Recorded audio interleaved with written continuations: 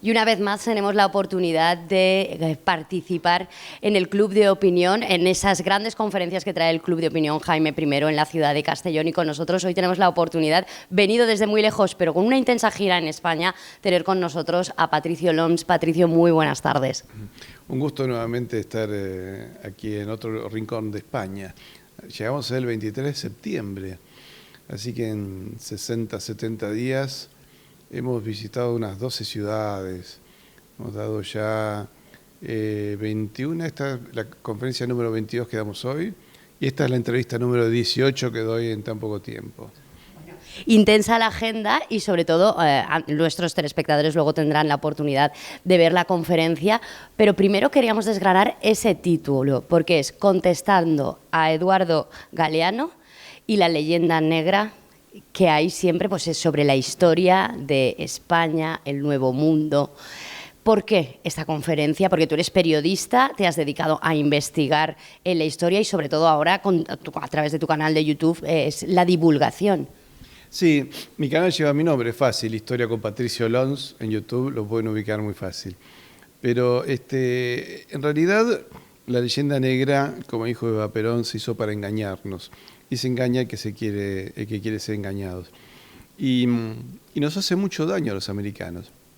Porque si nosotros obviamos el pasado español, primero tenemos que abandonar el idioma, lo cual ya es complicado, teniendo en cuenta que América la habitan muchas personas que han llegado de distintos rincones del mundo y el español ha sido la lengua franca que les ha permitido a todos vivir sus vidas, cumplir sus sueños, enamorarse y luchar por un futuro mejor en Hispanoamérica. Entonces, primero sería abandonar el idioma, después sería abandonar el cristianismo y además sería abandonar 2700 años de filosofía griega, con lo cual nos quedamos baldíos, ¿no? El general Perón advertía mucho, decía que si los argentinos olvidamos la hispanidad, quedamos justamente baldíos, ¿no es cierto? Quedamos sin ningún tipo de espíritu. Entonces, en la Argentina no tuvimos una educación con leyenda negra, pero a partir de 1992, con el tema del quinto centenario, donde hay una acción muy fuerte incluso de Juan Pablo II, reivindicando el legado español, ¿te acordás que hizo una gira enorme acá por España? Ahí empezó a meterse una educación de leyenda negra.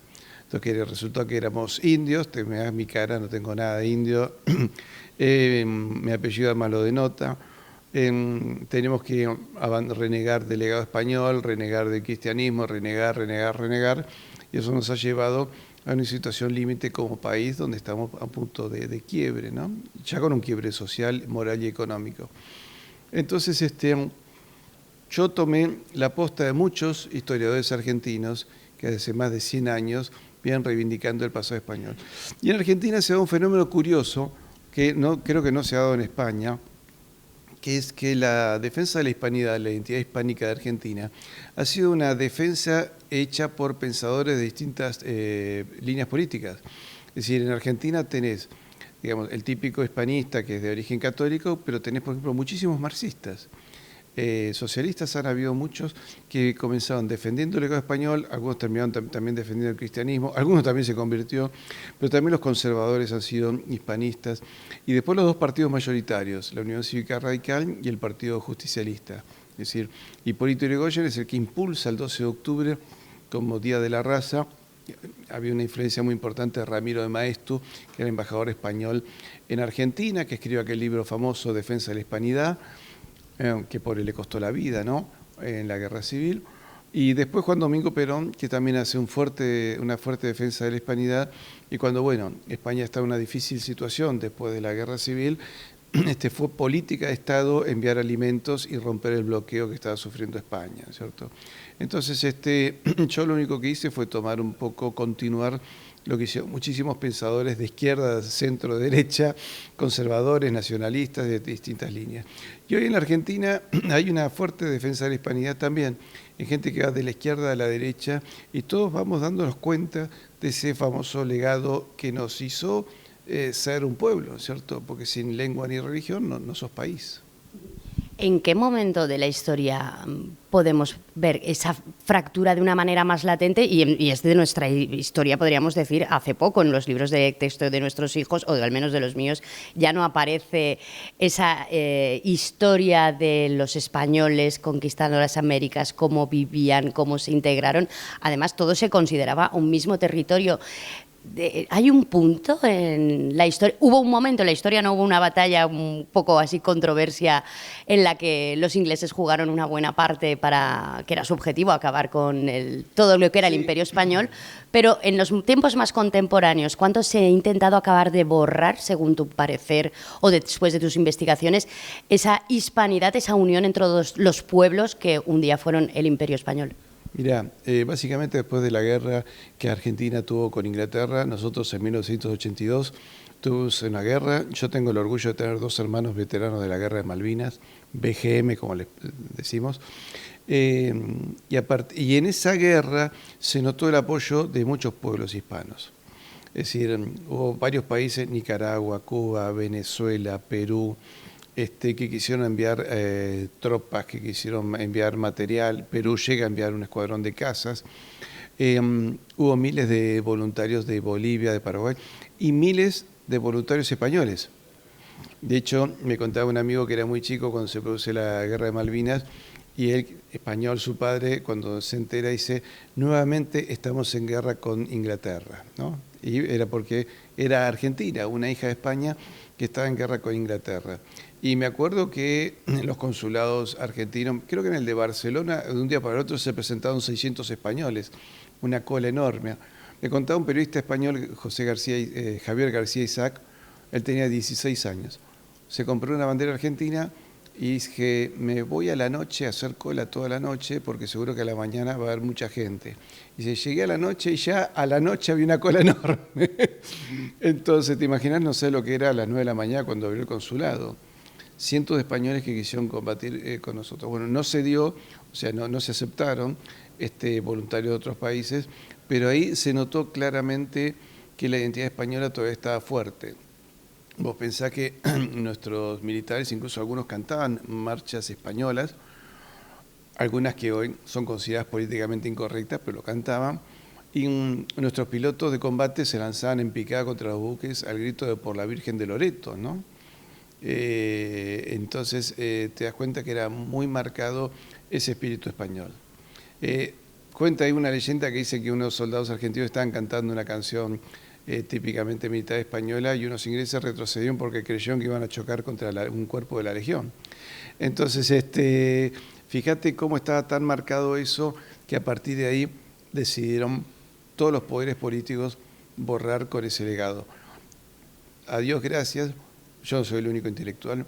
El doctor Julio Carlos González escribió un libro muy bueno, La Involución Hispanoamericana, que explica cómo la independencia significó el desastre económico para América. Y después, hoy tenés también intelectuales que van de distintas líneas. Incluso hace poco estuve con un argentino que es bastante conocido acá, Agustín Laje, estamos hablando de grabar un programa juntos porque él también empieza a defender eso. Marcelo Gullo con sus libros Madre Patria, Nada que Pedir Perdón, es otro argentino que está siendo muy conocido acá en España. Y bueno, yo de mi canal tiene unos 120.000 seguidores y por lo menos la tercera parte son españoles. Así que yo creo que los españoles, yo le diría a los españoles, primero, no se rindan, no tienen que pedir perdón por la historia. Si hubo algún español malo, es como en todos los pueblos del mundo. Y creo que hay mucho que agradecer a España. Así que lo que yo vengo a hacer y a hablar en defensa de la hispanidad en cada ciudad de España donde pude hablar, es simplemente devolverle a España lo que España le dio a América. Patricio, me ha encantado. Estoy deseando escuchar esta conferencia. Muchísimas gracias por atendernos. Gracias por venir y bueno, en un ratito más ya estamos al aire. Claro que sí, muchísimas gracias, de verdad. Buenas tardes y gracias por su asistencia a esta conferencia de las que programamos normalmente desde el Club Jaime I, Club de Opinión y Estudios Históricos.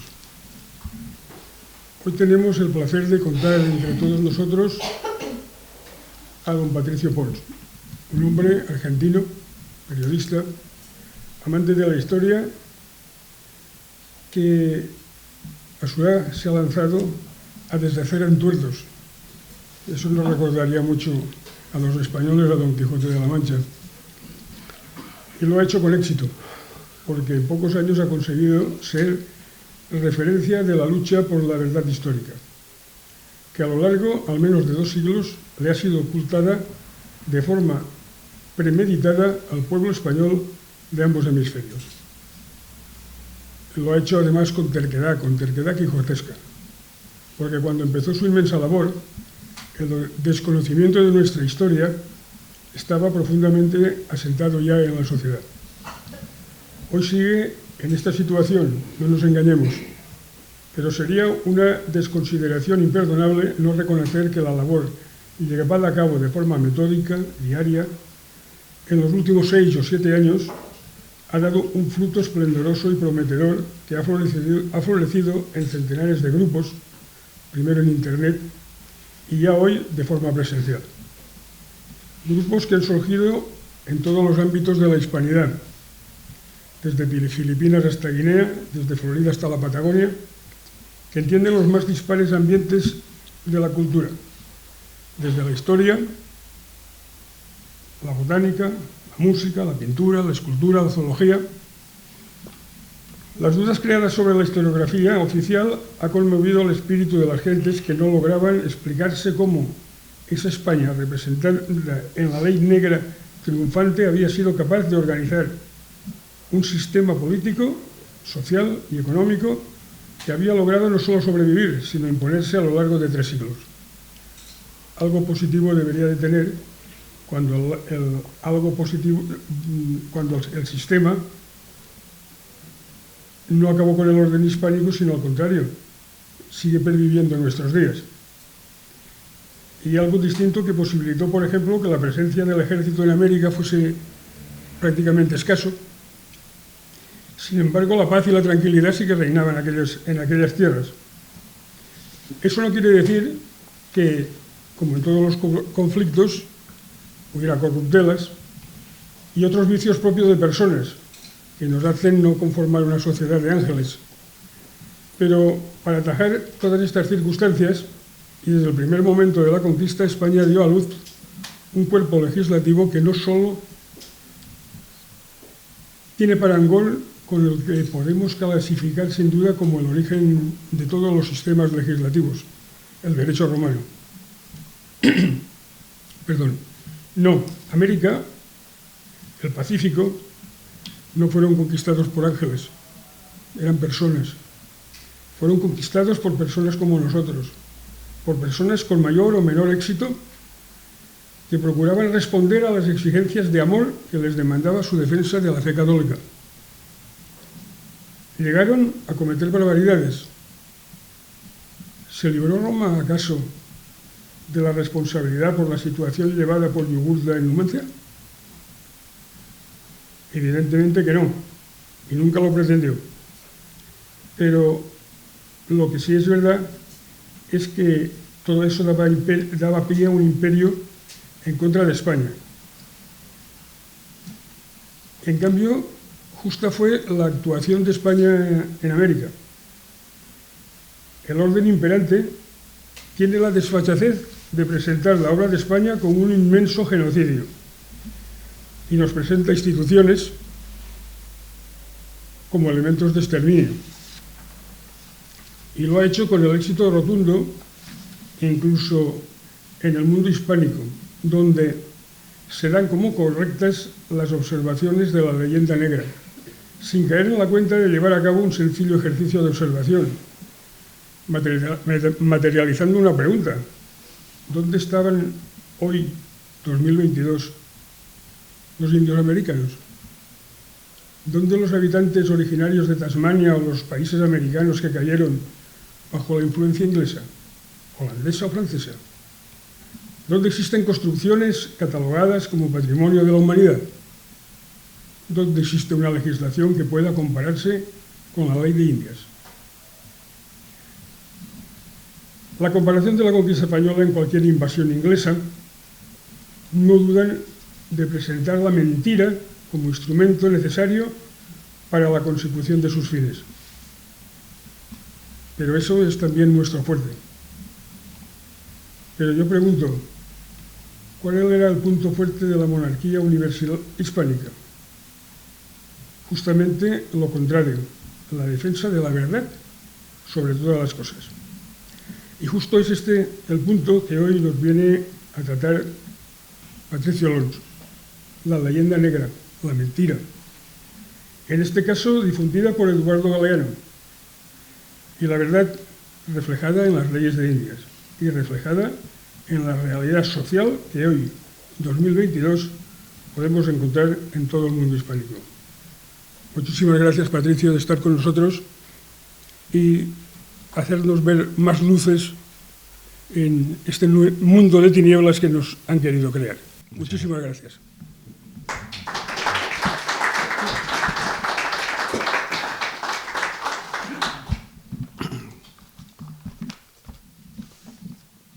Bueno, ¿está bien el sonido? Bien. Bueno, muchísimas gracias a todos. Muchísimas gracias acá a los amigos de Castellón, a Cesario, al señor Saura que me han traído. No podía fallarle a Cesario, que hace muchos años nos hicimos amigos en las redes sociales y empezamos a hablar de historia. Y bueno, para mí sorpresa ver cómo un español que se había retirado del trabajo decidió dedicar ahora su esfuerzo y su conocimiento a defender la historia de España. Y le asombraba encontrarse con un argentino que a miles de kilómetros decía lo mismo. Y en realidad no es tan raro lo que yo hago en la Argentina. Antes de hablar un poco de Eduardo Galeano, en realidad en la Argentina la defensa de la hispanidad ha sido una constante por distintas líneas ideológicas. Es decir, yo no tuve una educación en contra de España en la escuela primaria. Sí era una educación un poco rara. Cuando yo era muy chico, cuarto grado, tenía 9 años, ya se estudiaba mucha historia. Entonces teníamos que estudiar el descubrimiento de América y nos parecía una gesta extraordinaria, ¿no? Entonces la maestra nos decía, con esas cáscaras de nueces, y yo me imaginaba que se habían subido una suerte de cáscara de nueces más grande. O sea, qué valientes estos españoles, subirse a esas cosas y cruzarse a un mundo indómito, inconexo, desconocido y llegar al nuevo mundo. Y luego nos hablaban de la obra de los virreyes. Yo tenía tan corta edad y tuve que conocer vida y obra de los 9 virreyes del Río de la Plata. El virreinato del Río de la Plata duró de 1776 hasta 1810. Antes habíamos sido virreinato del Perú. Y además, y luego de ver toda esa obra y que me enseñaban la importancia de los reyes católicos, los cambios de dinastía, eso era la primera mitad del año. En esa primera mitad del año nos enseñaban que los ingleses nos habían invadido 2 veces Buenos Aires, 1806 y 1807. Y que un general francés al servicio de España, Santiago Antonio de Liniers y Bremont, caballero de la Orden de San Juan, nació en Niort, Francia, cerca de la zona de la Vendée. Los vandeanos fueron los franceses que lucharon contra la Revolución Francesa, pero por el pacto de familia, él podía ser general, podía ser oficial español.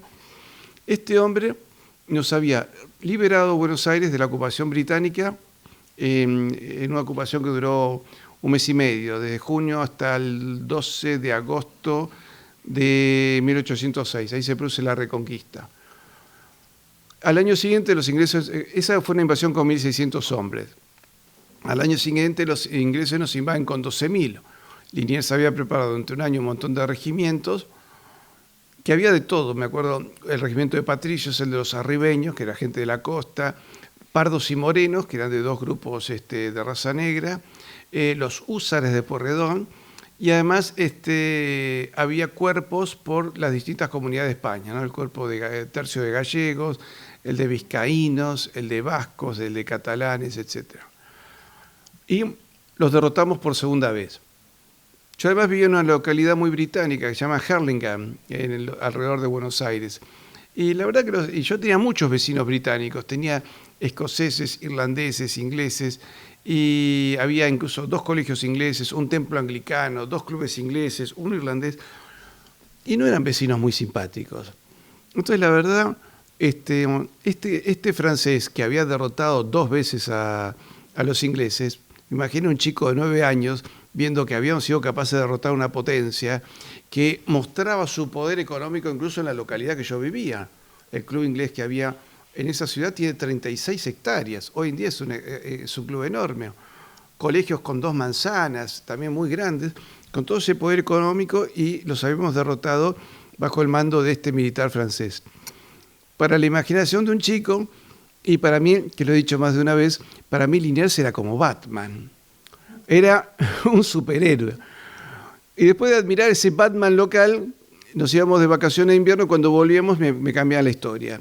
Y ya los españoles no eran buenos, ya no era nuestra madre patria, sino que estábamos enfrentados, y los ingleses ya no eran malos, sino que eran gente muy buena que nos había traído en la fragata Cane y lo había enviado a San Martín, que además vino y creó una logia, la logia Lautaro. Y a mí, la verdad, ya era muy chico y con 9 años esa historia me resultaba algo confusa. Obviamente que luego nos cuentan toda la gesta de San Martín, las victorias militares, el cruce de los Andes, etcétera, etcétera. Y claro, uno se sentía un poco henchido de orgullo, ¿no? Pero el tema era que no quedaba claro si esa libertad había significado realmente un progreso y bienestar para todos los pueblos de América. Y además yo me empecé a preguntar, pero si nosotros éramos parte del virreinato del Perú, entonces los peruanos eran compatriotas nuestros. Y en ese año, cuando yo cursaba 4º grado, se cambia la moneda argentina por efecto de la inflación y le sacan 2 ceros a nuestra moneda. Entonces me acuerdo preguntarle a mi padre, que en casa había monedas antiguas de la Confederación Argentina. Digo, papá, ¿qué moneda usábamos cuando éramos parte del Perú? Y mis padres, que eran personas muy cultas, y lo que se dice genealogía argentinos viejos, es decir, con raíces cuando éramos todavía virreinato de España, y sin embargo no tiene una respuesta. Yo digo, pero acá tiene que haber una moneda. Mi padre, sí, tal vez sea el patacón, pero la verdad que no. Era un tema medio oculto ese. Bueno, todo eso me llevaba a hacerle preguntas a la maestra. Mi primer resultado académico con los docentes fue penoso. Por lo general, la respuesta que recibía de la maestra de la escuela primaria o del profesor de historia del secundario era: Lons, váyase al banco, siéntese y no me pregunte más. Porque claro, la docente tampoco sabía qué responderme. En la secundaria un profesor me dijo: Lons, deje de hacer preguntas raras. Porque claro, él estaba como anonadado y decía, ¿qué sé yo? ¿Cómo era eso? En fin, faltaban cosas. La cuestión que a lo largo de los años, desde el 1970 a la fecha, al peso argentino le han sacado 13 ceros. 13. Pongan un 1. Y 13, y no sé si da billones, trillones, ya me perdí. La cuestión que un día, hablando con un famoso economista argentino que es bastante conocido ahora en España, le digo, Javier, ¿tenés idea? Entre 1970 y 1810 se puso a hacer una serie de cálculos. Dijo, mira, calculo que mínimo nos sacaron 2 ceros más. Así que se puede afirmar que desde la independencia al 2022 nos han sacado 15 ceros. Con lo cual, imagínense ustedes, cualquier persona que gane 1.000 euros, agréguele 15 ceros y da una millonada que tendría que cobrar el sueldo con una valija o varias valijas, ¿no es cierto? Como pasa en Venezuela, que la gente lleva una valija para comprar 1 kilo de pan. Bueno, eso, menos mal que sacaron los ceros, ¿no? Si no sería mucho más complicado. Pero todo eso me empezó a despertar una serie de curiosidades. Y después, otra cosa que empecé a notar en la Argentina es que los que empezaban a defender la hispanidad eran personas de distintas líneas políticas. Porque uno me dice, no, esas cosas, porque vos como sos católico y sos nacionalista. El nacionalismo en la Argentina es al revés que en España. El nacionalismo en la Argentina es hispanista, defiende el legado español, pero dice, nos tuvimos que separar de España porque no nos quedó remedio. Con lo cual, a mí siempre la historia nuestra y la manera de enseñarla me pareció un poco medio oligofrénica, ¿no? O sea que estábamos como para chaleco de fuerza. Porque, ¿cómo es eso que España es nuestra mamá, pero un día parece que mamá se puso loca y le tenemos que pegar? O sea, a mí, toda esta historia a mí me resultaba muy rara. Porque además, en la escuela me enseñaban que yo tenía mi patria Argentina y mi madre patria España. Es decir, siempre se ponían los libros de historia en Argentina, España, la madre patria. Y cuando se habla de la independencia no se habla de una guerra contra España. Nunca figuró en un libro de historia que los criollos peleasen contra España, sino que pelean contra los realistas. Entonces, a medida que iban pasando los años, se iban acumulando las discusiones con distintos profesores, lo cual me hizo llevarme muy mal con los profesores de historia. En realidad, me veían entrar y ya se ponían nerviosos. Pero yo no quería poner nerviosos a los profesores, en realidad quería respuestas. En el caso nuestro, además mi madre era mi abuelo materno, tenía un hombre de una fuerte tradición española, aunque ya era argentino de muchas generaciones, muy defensor de todo el tradicionalismo español. Entonces era algo, había título de nobleza en la familia, entonces todo eso hacía que uno empezase a investigar un poco más. La cuestión es que un día llegamos a un año crucial para la historia de los argentinos. 2 de abril de 1982, yo me voy a desayunar, prendo la radio, un famoso conductor de radio, Antonio Carrizo, nos anuncia que las Fuerzas Armadas Argentinas habían desembarcado en Malvinas y estamos recuperando las Islas Malvinas. Imagínense, para mí, la emoción que significaba eso, porque en la escuela nos enseñaban, para determinada fecha del año, las Malvinas son argentinas. Y me entero que el buque del cual uno de mis hermanos era jefe de máquinas estaba en Malvinas. Entonces le digo a mi madre, mamá, recuperamos las Islas Malvinas y Luis está en las Malvinas. Entonces me dice, ¿cómo que recuperamos las? No sé, los ingleses nos devolvieron las islas. Y mi madre, que era profesora de inglés, de historia de Inglaterra, se había educado incluso con una institutriz británica, me dice, Patricio, los ingleses nunca devuelven nada. Creo que tenemos una guerra. Mamá, ¿cómo se trata una guerra? Mirá que se van a venir 15.000 kilómetros. ¿Sabes lo que es el tren de abastecimiento de una flota? La cantidad de buques que van a tener que traer. No sé cómo lo va a hacer, yo de esas cosas no entiendo, pero los ingleses se vienen. Claro, si se habían ido a China por el opio, no se iban a venir hasta el Río de la Plata. Entonces, ahí me encuentro con que a las pocas horas me entero que había un capitán de corbeta que había muerto. La primera impresión era que pensé que era mi hermano, que era tan peleador, que este se metió. Bueno, no era él, era el capitán Giaquino, a quien le rindo mi homenaje, Pedro Ricardo Giaquino, que luego fue ascendido post-mortem a capitán de fragata. Él muere al tomar la casa del gobernador. Los ingleses lo quieren tomar prisionero, él saca una granada, si se acercan abro la granada. Finalmente el jefe de la operación Rosario, se le puso el nombre de la Virgen, pide hablar con el gobernador inglés, Rex Hunt, se apersona y le dice, mire, si no se rinde, el oficial que dejé al mando de la flota tiene orden de volar esta casa a cañonazos conmigo adentro. Así que ustedes no tienen posibilidad, así que permítanme retirar los heridos y ríndanse.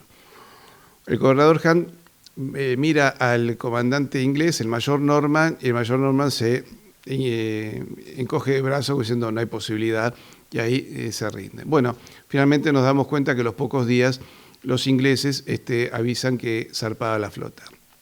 Lo curioso es, ahí empiezo a analizar también, yo estudiaba periodismo en aquel momento, empiezo a analizar el proceso de mentira que tienen los ingleses. Entonces, la guerra de Malvinas para ellos no comienza el 2 de abril. ¿Por qué? Porque el 2 de abril los derrotamos.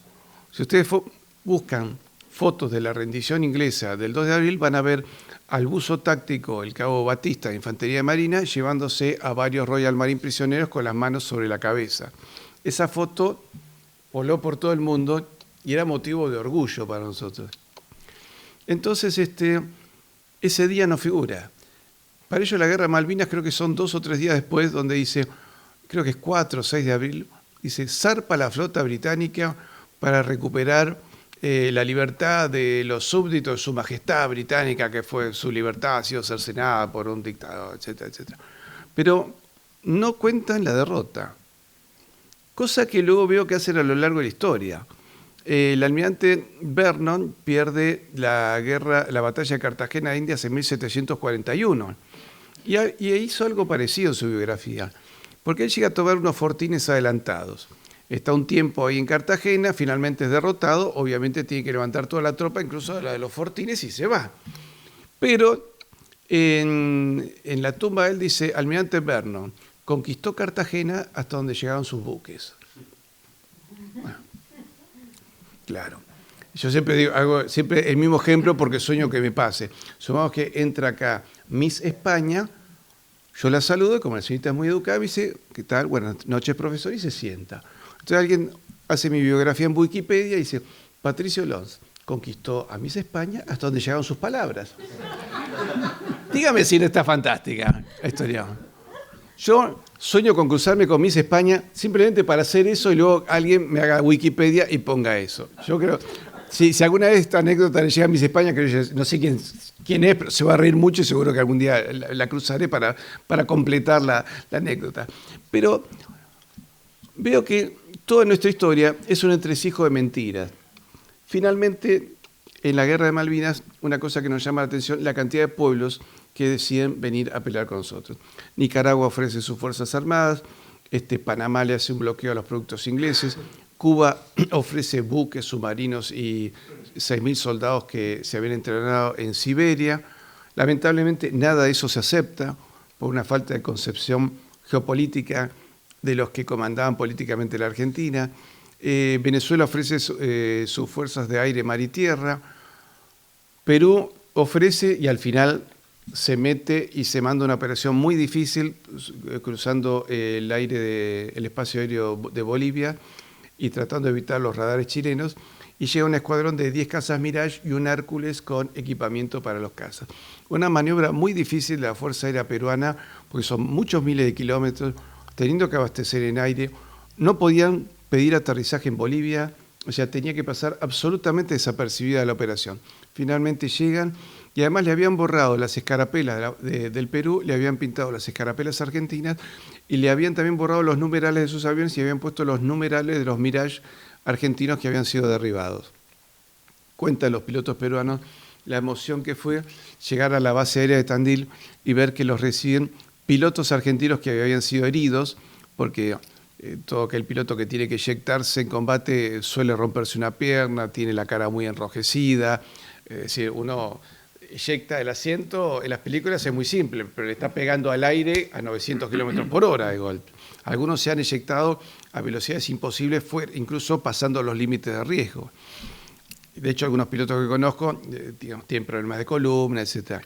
Pero, dice, vimos esos argentinos que nos abrazaban y queríamos ir a combatir con ellos. Queda como anécdota que cuando la selección peruana de fútbol viene a jugar a la Argentina, la hinchada argentina viva por ellos, los saluda y por lo general aparecen carteles que dice, vieron que tienen la costumbre las hinchadas de silbar el himno del país contra el que van a jugar. Bueno, salen carteles que dice, al himno del Perú no se le silba. Bueno, esto hasta hoy perdura.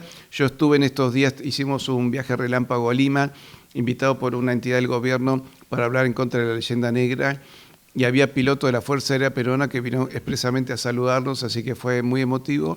Y esa hermandad española entre el Perú y la Argentina me hizo entender y reivindicar cada vez más lo que somos. La cuestión es que también en la Argentina, como le dije antes, la hispanidad empezó a ser defendida por gente de distintas líneas. Una cosa que a mí me llama la atención que la bandera argentina la crea Manuel Belgrano basándose en los colores de la Orden de Carlos III, por lo tanto basándose en los colores de la Inmaculada Concepción, por lo tanto podemos decir que la bandera argentina nace en el milagro de Empel, cuando los tercios encontraron aquella tabla con la imagen de la Inmaculada. Alguna vez se me ocurrió comentarlo entre un grupo de amigos y un militar argentino que le gusta la historia hizo todo un trabajo que se llama De Empel a Malvinas. Con lo cual quiero decirles también que en la Argentina cada vez más va aumentando este pensamiento que reivindica nuestro pasado español, nuestra civilización española y ser parte de la hispanidad y de una fraternidad de 500, 600 millones de hispanohablantes. Ahora, me encontré con que había gente de otras líneas, no solamente el nacionalismo argentino, que por lo general es católico y es hispanista, hay también un nacionalismo, si se quiere, pagano, pero también es hispanista. Pero me empiezo a encontrar con pensadores que estaban en las antípodas. Manuel Ugarte fue un diputado socialista argentino, tan socialista que estuvo en la Primera Internacional con Lenin. O sea, no era un hombre de izquierda sino más, jugaba en primera división este hombre. Piensen que el primer partido comunista del mundo fue el soviético, en 1917, tras la toma del Palacio de Invierno, y el segundo partido comunista del mundo fue el argentino, en 1918, que sí que había una célula dormida. De hecho, el fundador del Partido Comunista Argentino, un italiano de apellido Codovilla, fue enterrado con honores en el Kremlin. ¿Cierto? Hay un argentino enterrado en el Kremlin. Es decir, como ven, estamos en todos lados, ¿no? Un amigo mío tiene la teoría que los argentinos somos de la tribu perdida de Israel, porque estamos en la corona de Holanda, en el Vaticano, en el Barça. Yo acá. Exactamente. Bien. Manuel Ugarte terminó siendo expulsado de la Cámara de Diputados porque lo consideraba un poco argentino, lo expulsan del Partido Socialista por considerarlo un poco socialista. Pero él no es el único caso. Cuando Trotsky es exiliado en México, un grupo de socialistas dice, bueno, vamos a visitarlo a Trotsky a pedirle consejo, ¿no? Me imagino que se sentirían como un grupo de seminaristas que van a saludar a un papa. Entonces, cuando hablan con él, le piden la receta para hacer la revolución socialista. Y no, es imposible. ¿Y cómo que es imposible? Porque ustedes son un solo país dividido artificialmente en 20. Ustedes tienen que reunificarse y a partir de ahí veremos si pueden hacer algún tipo de revolución. ¿Se imaginan que eso generó un cambio de pensamiento en ese sector? Finalmente, otro socialista, Jorge Belardo Ramos, escribió un libro donde se refiere a la guerra de independencia como una gran guerra civil española-americana. Y ese libro tuvo el beneplácito o la felicitación de alguien que estaba en las antípodas de su pensamiento, que era el padre Leonardo Castellani, sacerdote jesuita, considerado posiblemente el mejor teólogo en habla española del siglo XX. Algunos dicen el Chesterton argentino. Y este hombre lo felicita. A partir de ahí hay algún acercamiento. Sé que el hijo de Jorge Belardo Ramos se bautizó ya adulto. Hubo otro famoso comunista, Norberto Ceresole, que de tanto defender el pasado español terminó convirtiéndose y yendo incluso a misa tradicional, misa en latín iba. Así que fíjese los vuelcos impresionantes que se dan. Los liberales en la Argentina eran muy antiespañoles y en los últimos años han empezado a dar un vuelco. Conmigo han charlado muchos de ellos, Nicolás Márquez, Agustín Laje, donde decían, no teníamos ni idea de que el imperio español hubiese sido rico. Para mí el rico había sido siempre el mundo norteamericano. Y digo, así, explícame con qué nos manejamos, con qué moneda nos manejamos si éramos pobres durante 300 años en un continente de California hasta la Patagonia. Bueno, evidentemente eso generó todo un cambio de pensamiento y hoy la defensa de la hispanidad la hace en la Argentina gente de toda línea política, ¿no es cierto? De liberales, nacionalistas clásicos, peronistas, radicales, socialistas, incluso hasta maoístas que se han comunicado conmigo y digo, pero ustedes saben que yo de comunista no tengo nada, no importa, queremos hablar de historia. Con lo cual se ha dado un cambio de paradigma bastante curioso en la Argentina. Pero yo quería, cuando muere Eduardo Hughes Galeano, un escritor uruguayo, cuyas ideas revolucionarias llevaron también a que muchos jóvenes tomasen las armas en los años 70, ¿no? Él había escrito un libro que se llama Las venas abiertas de América Latina, un libelo contra España, contra Estados Unidos, donde está todo mezclado. Él, con los años, reconoció que ese libro lo escribió teniendo mala formación en historia, que era muy aburrido y que no lo volvería a escribir. Y dice, ni siquiera lo volvería a leer.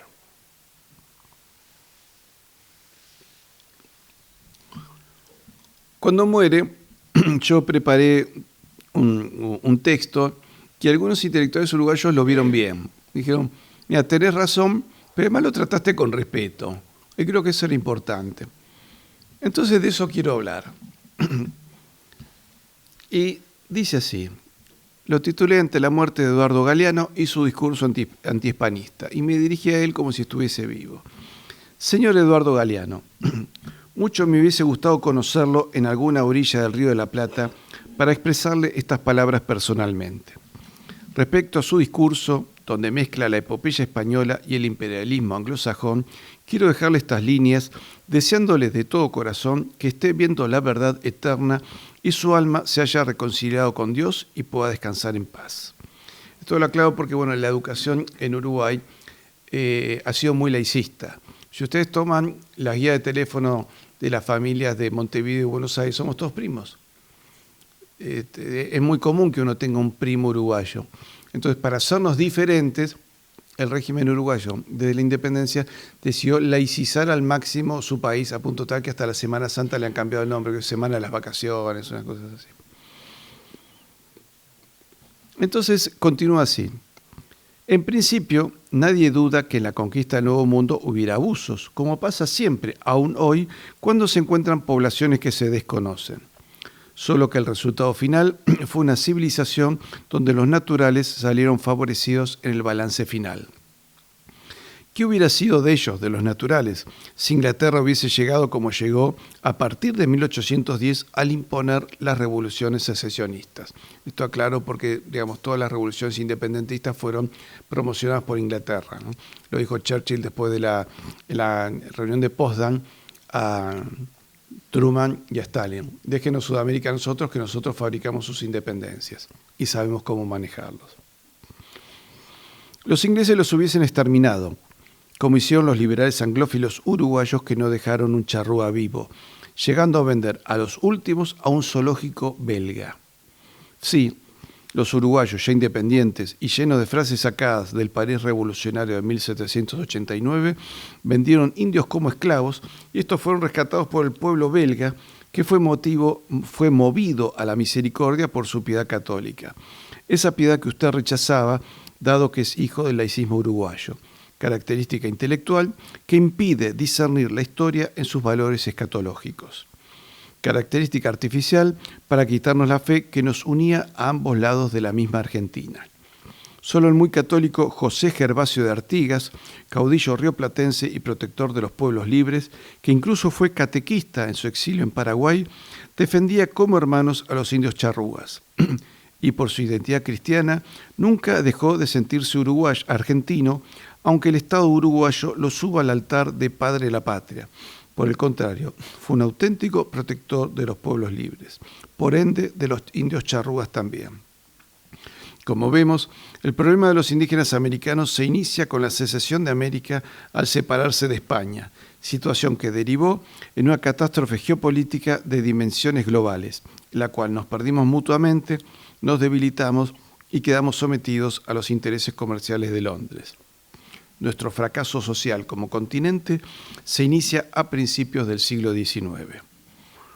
Pero le pido a Eduardo que hagamos otras reflexiones. ¿Y si los chinos hubiesen coronado con éxito sus expediciones a América, qué hubiese pasado? Bueno, llegaron asiáticos hace miles de años, tal vez algunos un siglo antes, y aquí se quedaron, no volvieron a Asia y su cultura no llevó un avance paralelo a sus primos que quedaron en China o en Mongolia. Fueron decayendo grupo tras grupo, tribu tras tribu, hasta no reconocerse entre ellos y matarse y dominarse, esclavizarse e incluso comerse unos a otros. Esto lamentablemente ha ocurrido en América. Eran incapaces de conocer la misericordia y la caridad con sus prójimos, pues esas características son un legado del cristianismo al que desconocían. Hablar a la distancia del respeto a todas las culturas es muy cómodo, con termo y mate en la mano, pero si a uno le toca ser la víctima propiciatoria en un altar de sacrificios humanos, ahí ya cambia la cosa. Esto digo porque alguna vez en una discusión yo estaba explicando el tema de los sacrificios humanos y una amiga me dice, bueno, pero hay que respetar las costumbres ajenas. Ah, perfecto. Yo creo que tengo un 1% de sangre indígena y si te pongo mayonesa en un brazo y te lo empiezo a morder, ¿vos vas a respetar ese llamado ancestral de hace 500 años y te empiezo a morder el brazo para comerlo? No, seguro que me vas a pegar con una cartera, con un zapato, o me vas a morder a mí, pero no te vas a dejar masticar. Pensemos otra opción para nuestro continente.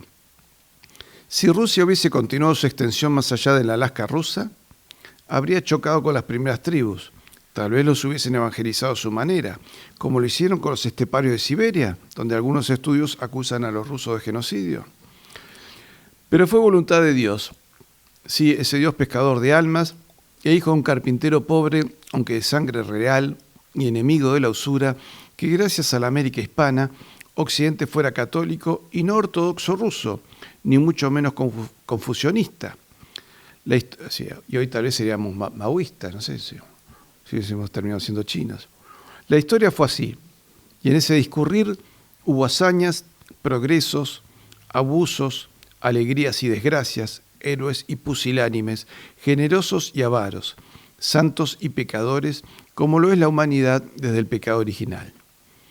No vivimos en Disneylandia. Esta solo es un juego. En la realidad no existe y las utopías que usted proponía nos alejan de lo bueno. No nos hacen caminar, como alguna vez usted dijo, sino retroceder, por lo general de manera sangrienta, como lo muestran las grandes revoluciones que nunca han mejorado la vida humana, simplemente la llenaron de sangre. Pero cada vez que se pudo, España puso límites tanto a la barbarie indígena, que terminó por abandonar la antropofagia y los sacrificios humanos, como al abuso de los encomenderos, muchos de los cuales se duda que fuesen auténticamente españoles de fe y origen. Las leyes de Indias, que protegían a los pueblos indígenas, fueron la base del derecho internacional, así que, aun con abusos, las cosas se hicieron mejor de lo que estaban y de lo que habrían realizado los ingleses u holandeses, poco proclives a respetar vidas ajenas, pero sí a pagar plumas vernáculas para denostar a nuestra civilización. Con esto recuerdo que en Australia los nativos fueron en buena parte exterminados y eran considerados dentro de flora y fauna. Entonces, Australia decía, tenemos tantas riquezas de esto, de aquello, y en flora y fauna, tantos miles de nativos. Si realmente considerar una persona que está dentro de la fauna, no podemos decir que sea un gran respeto a la civilización humana, ¿no? Pero recuerde, compatriota de la banda oriental, así se le llamaba en su momento al Uruguay, que los verdaderos abusos hacia los naturales provinieron de los revolucionarios que les quitaron las tierras a partir de mayo de 1810, en nombre de un igualitarismo que ellos no practicaron, sino que se enriquecieron sirviendo a Londres y empobreciendo a sus hermanos americanos. Y prueba de eso fue que la mayoría de las tropas realistas estuvieron formadas por negros e indios libres, incluso algunos y no pocos con grado de generales, que sin dar un paso atrás ni ceder a los cantos de sirenas pseudo-libertadores, pagaron con sus vidas su fidelidad a un ideario de civilización cristiana.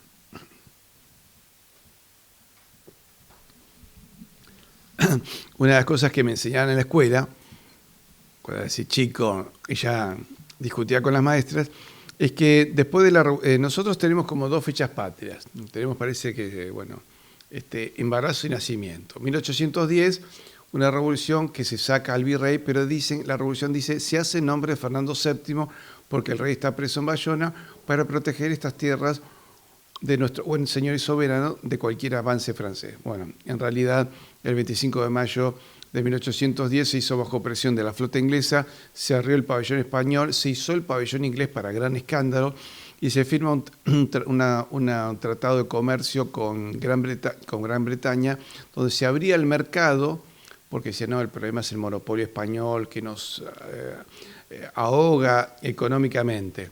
Entonces vamos a abrir el mercado internacional. El mercado internacional fue abierto nada más que con Inglaterra. Y el documento de libre comercio de la Revolución de Mayo de 1810 la dictó Alexander Mackinnon, presidente de la Cámara de Comercio Británica en Buenos Aires, la llamada British Commercial Room, cuyo secretario era Mariano Moreno, el cual fue secretario de la Junta Revolucionaria de 1810. Como ven, todo bien atadito en un solo paquete, y así nos metieron. Pero la independencia se declara en 1816 en la provincia de Tucumán, provincia donde curiosamente nació el militar más condecorado del ejército español, el general Gutiérrez de la Concha, que fue condecorado con 9 laureadas de San Fernando. Así como los argentinos estamos haciendo ruido acá desde hace tiempo, de buenas y de malas maneras. Pero en 1813 se hace una asamblea que se llamó Asamblea General Constituyente, donde se pensó en declarar la independencia. Y el gobierno de Londres dijo que no nos autorizaba a independizarnos, porque todavía estaba el problema con Napoleón. Así que fíjese cuál es el nivel de independencia fatua, ¿no? Porque era en realidad el que iba a autorizar o no era Lord Stranford, que era el jefe de la estación naval británica en Río de Janeiro. Así que miren a quién tenemos que pedir nosotros permiso para independizarnos, con lo cual queda todo dicho, que como independencia, como dijo el general Perón, bueno, independencia, independencia, no fue tan así. En realidad fue una maniobra británica. El imperio británico se construyó sobre los despojos del imperio español. Pero siempre hubo una línea hispanista, decía Perón, en la cual estuvieron Juan Manuel de Rosas, en la cual estuvo Hipólito Yrigoyen, en la cual estuve yo, y la otra línea que había en el país era la línea liberal masónica pro-inglesa. Pero en esa Asamblea General Constituyente dicen todas las cosas buenas que había hecho dice, acuñamos moneda, ya teníamos moneda, teníamos el real de 8 que era la moneda más poderosa del mundo. Así que bueno, no sé cuál era el mérito. Otra, se acabaron con los instrumentos de tortura y por supuesto palo a la Inquisición. La Inquisición nunca tuvo jurisdicción en Buenos Aires. El único instrumento de tortura era un cepo, donde se ponía por ejemplo algún borracho a dormir ahí un rato, que le queda, digamos, el cuello y las manos sujetas, alguno de mal vivir, ese era todo el instrumento de tortura que había. Y otra cosa que decía como si fuese algo fantástico, abolieron los títulos de nobleza. Entonces le pregunté a mamá, que conocía un poco ese tema, y encontré que en realidad títulos de nobleza creo que había 4. Uno era de mi familia, otro era el marqués de Xavi, que era revolucionario, y lo primero que dijo, yo apoyo la revolución, pero ese artículo me lo quitan, porque yo tengo, mi marquesado está en tierras del Alto Perú y en tierra de Jujuy. Alto Perú es Bolivia, hoy Jujuy es Argentina. Entonces yo tengo tierra de los dos lados, así que ese artículo... Entonces a mí me enseñaron que habían abolido los títulos de nobleza, pero en realidad ese artículo luego fue abolido, pero me enseñaban como existente. También decían, se acabó... y el otro era... Eduardo Holmberg, barón de von Kaunitz, que era oficial de las fuerzas balonas al servicio del rey de Inglaterra, que vino con San Martín para adiestrar al ejército revolucionario, porque acá no había militares revolucionarios. España nunca tuvo tropa de ocupación porque no era una nación ocupante, simplemente era una extensión de Castilla, nada más. De hecho, un poco la idea nuestra era, la idea de los americanos es que éramos castellanos, ¿no? Había el padre, un sacerdote rioplatense decía, por Castilla fuimos gente. A veces se habla más de Castilla que de España, como nomenclador. Pero, entonces yo dije, ¿dónde está el mérito? ¿Dónde está? Como si cambiase algo la realidad si abolimos los títulos de nobleza. Pero descubrí quiénes sí tenían un tipo de título de nobleza. Eso lo descubrí muchos años después. Eran los caciques. A los caciques se les había dado título de don, en algún caso... sobre todo en la zona del Río de la Plata, donde la nobleza indígena todavía recién estaba creándose. En Lima sí, había 111 títulos de nobleza otorgados a todas las casas incaicas. Pero acá ya se había dado título de don y se les daba manejo de cabildos propios, en lo que se llama repúblicas de naturales, cajas de ahorro propia que ellos manejaban y por lo general invertían los indígenas en caminos, porque eso les permitía comprar y vender sus productos al resto del continente, o invertían en escuelas, lo invertían en infraestructura. Entonces, esa cosa de victimizar al indio, en realidad es tratarlo de idiota. ¿No es cierto? Yo tengo algunos amigos que sí son indígenas y dicen, la verdad que eso nos traten como tarados. Me acuerdo que una vez le digo a un joven profesor, recuerdo su nombre, Nicolás Duré, le pregunto, ¿vos por qué sos tan hispanista, defendés tanto a los jesuitas? Digo, pero profesor, no me vio la cara, yo soy guaraní en un 90%, ¿cómo no voy a defender a España? Lo mismo me ha pasado con algunos, con un tehuelche, que es una tribu del sur de Argentina, Patagonia, me dice, para nosotros, el haber roto con España es una catástrofe cultural, porque estamos catequizándonos y están cambiando las costumbres y estamos mejorando nuestra condición de vida. Y lo mismo me dijo... gente que desciende de los indios sanavirones, que son del norte argentino, son un desprendimiento de los guaraníes, que ellos me decían, la independencia en nuestra familia siempre se dijo que fue una mentira, porque lo único que hizo fue perjudicarnos. Entonces, ¿qué hicieron los revolucionarios? Le quitan los títulos de nobles a ellos. Entonces dijeron, muchachos, ahora somos todos iguales. ¿Vieron cuando dicen no tendrás nada pero serán feliz en el 2030? Cuando te dicen, no tendrás nada pero serás feliz, y lo que tenés, y me lo quedo yo. Es así. Bueno, lo mismo pasó con los revolucionarios. Dijeron, muchachos, ahora somos todos iguales, por lo tanto, estas son cajas nuestras, es dinero nuestro. No, ahora somos todos iguales, las vamos a manejar nosotros. Ese fue el resultado. Simplemente empobrecieron a los indios. Ese fue el motivo por el cual decía, hemos abolido los títulos nobleza. Fue para sacarles cabildos, cajas de ahorro, derechos, etcétera, etcétera. Por eso ustedes van a ver que en la guerra de independencia todas las tribus se organizan en defensa del rey de España, cosa que ya habían hecho cuando se produce la invasión inglesa de 1806. Había a veces conflictos entre tribus, pero ya era raro conflictos entre tribus y españoles o criollos españoles, ¿no? Cuando se produce la invasión a Buenos Aires en 1806, después de derrotarlos, se presentan en el Cabildo de Buenos Aires 16 caciques. Piden la palabra y uno dice, yo vengo en representación también del cacique fulano de tal, con el cual hemos estado en guerra, pero hemos llamado a un armisticio entre nosotros para venir a hablar con ustedes. Y reprochamos a nuestro buen señor y soberano, don Carlos IV, el que no nos haya convocado para echar a la basura inglesa. Hemos juntado 30.000 lanceros para enfrentar a los colorados. Finalmente Santiago de Liniers, que se llevaba bien con ellos, los organizó para la defensa de la costa atlántica argentina para poder él combatir en un solo frente. Liniers sabía que tenía una tropa bisoña con ganas de defender, pero que los ingleses iban a venir con el ejército muy entrenado. Entonces decía, bueno, tengo que tener un solo frente, porque con dos frentes los ingleses tienen más experiencia y me van a derrotar. Entonces los indígenas anulan el frente que sería al sur de la ciudad de Buenos Aires. Se rumorean algunos relatos que hubo una carga de caballería indígena. Para que se den una idea de cómo era la identidad rioplatense, en la primera invasión inglesa, un grupo de 700 gauchos organiza una fuerza de caballería muy improvisada, ¿no? Gente valiente y todo, pero no alcanza con eso, hay que saber combatir. Pero cuando atacan, hay unos 5 irlandeses que desertan del ejército inglés, que eran católicos, piden ayuda a un sacerdote para desertar, se reúnen con los gauchos, tratan de organizarlos, pero uno puede, no sé si hay algún militar en la sala. Usted organizar una fuerza de caballería en 15 días es casi imposible. Pero lo curioso es que estos gauchos, cuando atacan a la tropa inglesa, lo hacen al grito de Santiago y Sierra, España. Ese es el grito de batalla de los gauchos del Río de la Plata. ¿Y qué gritaban los criollos cuando combatían contra los ingleses?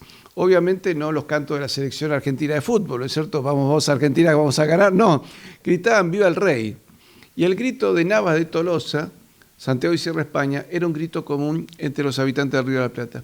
Por lo cual uno se fue dando cuenta que en realidad cuando uno era chico creía que Argentina había existido siempre, no se da cuenta que en realidad simplemente Argentina era una extensión de España.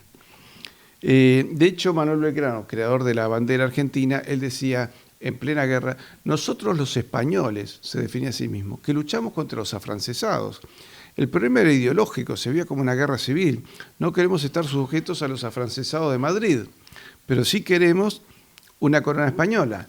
Bueno, evidentemente eso fue abrir una caja de Pandora que terminó en un desastre de lo que hoy es toda Hispanoamérica, ¿no? Pero voy a terminar con la carta a Galeano. Son numerosos los testimonios de indígenas horrorizados por el ataque revolucionario a una religión que los había liberado de un paganismo que solo sabía de cometer atrocidades. ¿Hemos avanzado en estos 200 años o nos fuimos dividiendo con un siglo XIX pleno de guerras internas, continuadoras de la gran guerra civil que significó el habernos dividido en 25 países? ¿Somos más fuertes que cuando juntos conformamos una potencia con moneda única que circulaba esto en Oriente y África? ¿O lo somos ahora con monedas depreciadas continuamente y sin peso internacional entre las naciones más poderosas? Hoy estamos en el umbral de una nueva secesión territorial y nadie reacciona sino que critica 1492 sin ver que desde 1982 a los argentinos nos quitaron parte del mar argentino, islas del Atlántico Sur y Antártida, y lo siguen haciendo, avanzando sobre nuestros intereses. Y esa quita no es solamente a los argentinos y chilenos nada más, es a todos los pueblos hispanoamericanos que, desunidos, somos cada vez notoriamente más débiles. En 2 siglos, pocas veces se pudo sublevar el subsuelo de la patria formado con estas Españas americanas, y los que lo intentaron terminaron fusilados o perseguidos, denostados y difamados, e incluso mutilados hasta después de muertos, como es el caso del cadáver del general Juan Domingo Perón, cuyas manos fueron cortadas en el mausoleo donde estaba enterrado. Usted, Eduardo, escribió muchas páginas. Algunas de ellas llevaron a muchos jóvenes a morir por una ideología que no nos llevaba a ninguna solución. Esa es su carga. Las palabras no son neutras. Cada una de ellas tiene un peso que perdura en el tiempo.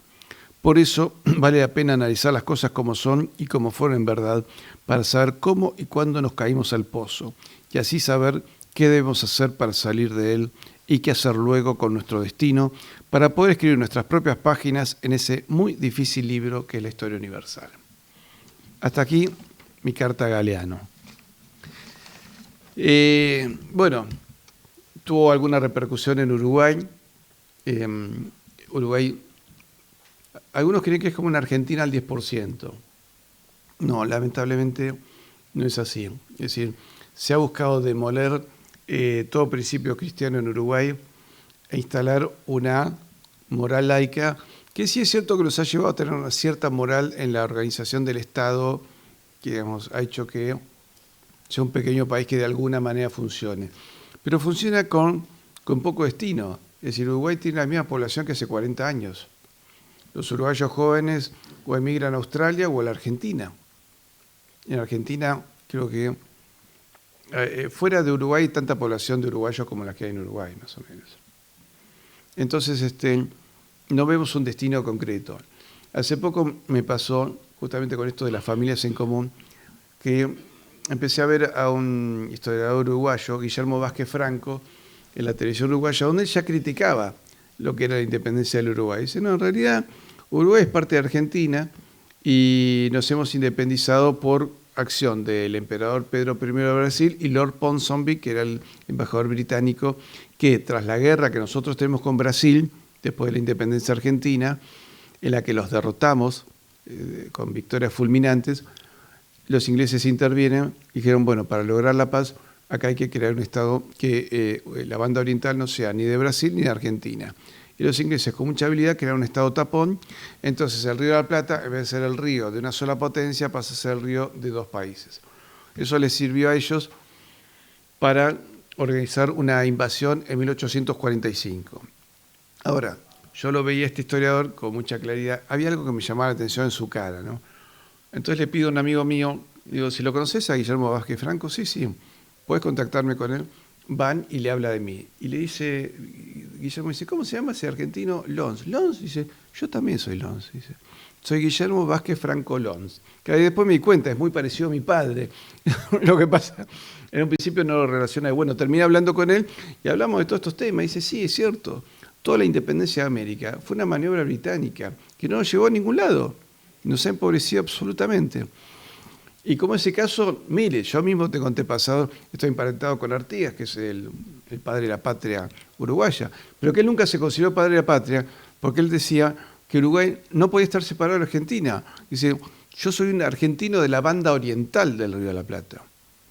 Finalmente, los intereses masónicos lograron separar al Uruguay y crear un país absolutamente laicista, con lo que significa, esto me ha pasado a hablar con muchos historiadores uruguayos, que han escrito varios libros también sobre el drama de la independencia. Y yo notaba siempre que le faltaba algo. Decía, pero a ustedes le falta el sentido escatológico, teológico de la historia. Y dice, es que no tenemos educación religiosa. Pero, decir, bueno, pero yo tampoco soy teólogo. Dice, sí, pero se ha cimentado tanto ese laicismo que nos impide a veces, nos faltan herramientas intelectuales para analizar determinados aspectos. Ahora salió una gran historia de uruguaya, Mónica Nicolillo, que justamente ella ve esa cuestión, me dice, no podés analizar la historia de América española sin encontrarte con la impronta de la iglesia en cada esquina. Y entonces ahí empezó a trabajar de otra manera el pensamiento justamente histórico del Uruguay. En realidad los ingleses trabajaron con mucha habilidad toda esta situación. Inglaterra buscó, era un país de segundo orden, ¿cierto? Para ellos, que el príncipe de Gales se case con Catalina, la hija de los reyes católicos, era un ascenso histórico, ¿cierto? Un ascenso social, como pequeño reino. Pero ahí tuvo una mente gris, un tal John Dee, que dijo, Inglaterra tiene que proyectarse a los mares para poder tener futuro y ser un gran imperio. Evidentemente, hubo gente que buscó la ruptura de Inglaterra con la Santa Sede, y a partir de ellos dejan de reconocer el Tratado de Tordesillas y dejan de reconocer el arbitraje de la Santa Sede como tribunal de arbitraje entre los príncipes cristianos, y a partir de ahí se lanzan a conquistar América y lo que se les cruzase en su lugar. Y ellos, por el 1711, se publica un libelo que se llama Una propuesta para humillar a España. Y ahí ya figuraba cómo había que romper España en América. Dice, a España no hay que romperla en Europa, hay que romperla en América.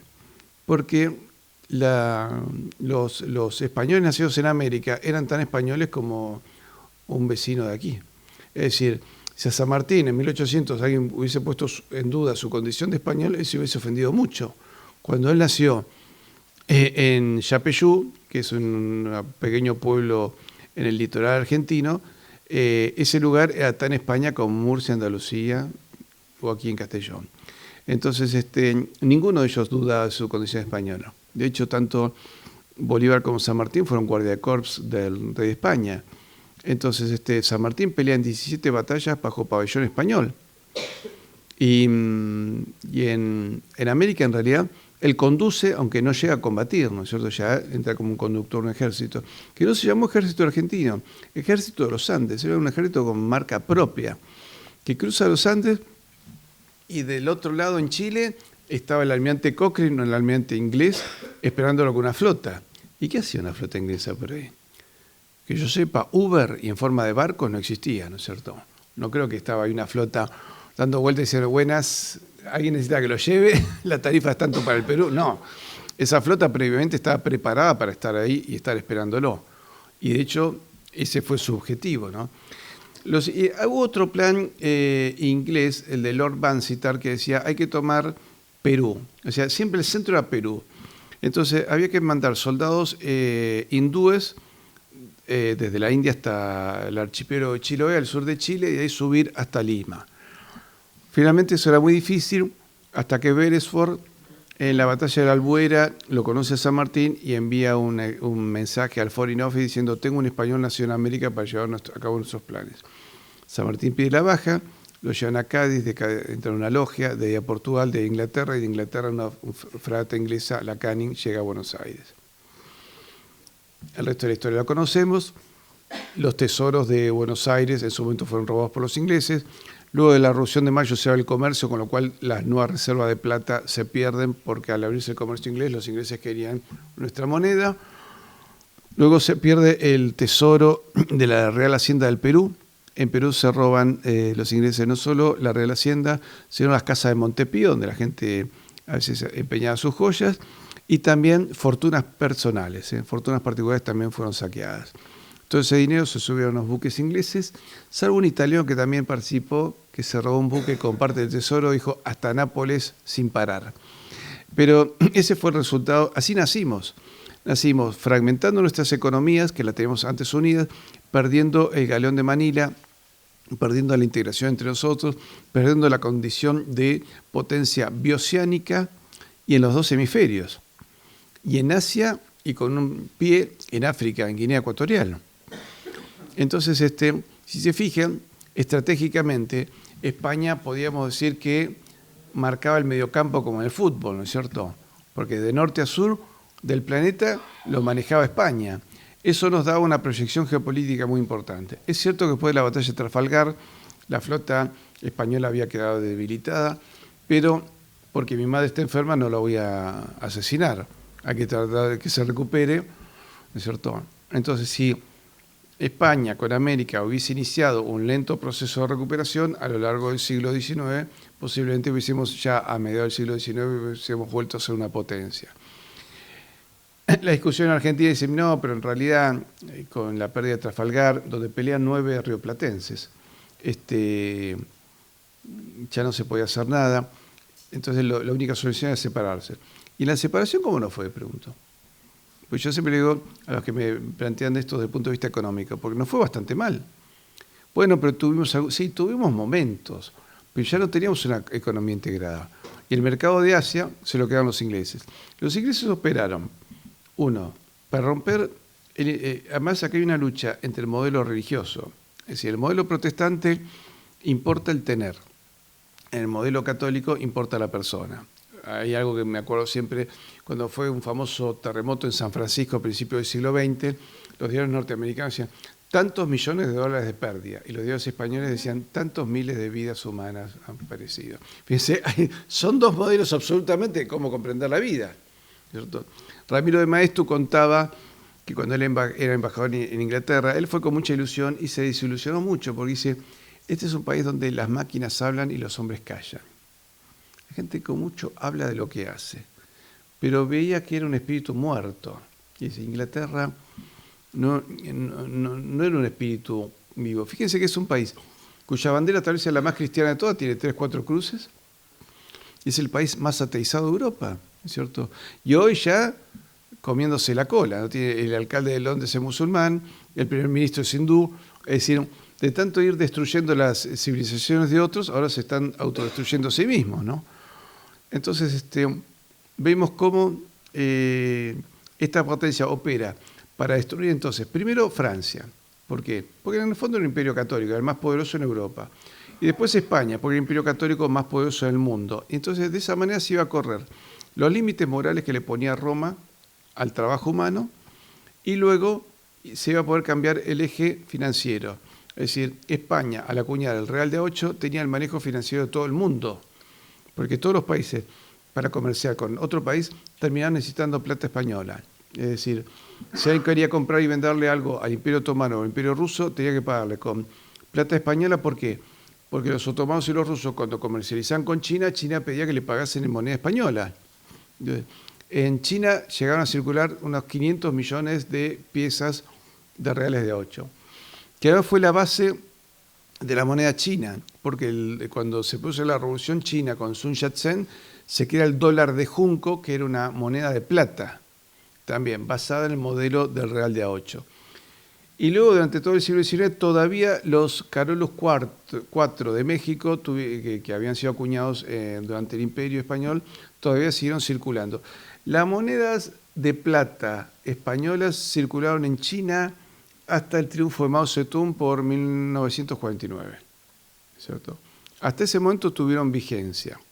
Y si se fijan, las dos barras del Real de 8 es símbolo del dólar, que al comienzo se llamó dólar español, y dibujaban en el costado del billete un Real de A8, o si era un billete de 4 dólares, 4 reales, para que la gente le diese cierto grado de confianza.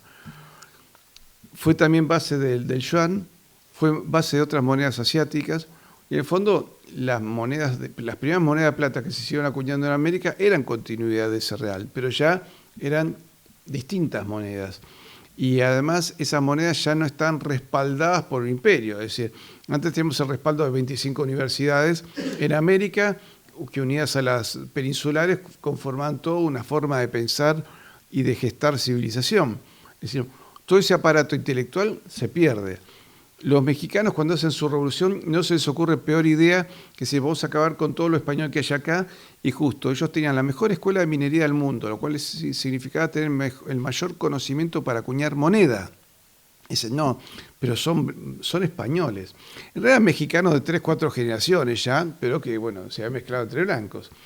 Los expulsan, yo creo que fue instigación de las logias yorquinas norteamericanas, porque cuando los expulsan, inmediatamente los norteamericanos les ofrecen refugio a todos estos intelectuales, se los llevan a Estados Unidos y quedan en Pensilvania, en la Escuela de Minería de Pensilvania, que le permitió a los norteamericanos, cuando encuentran plata en Nevada, hacer el dólar norteamericano.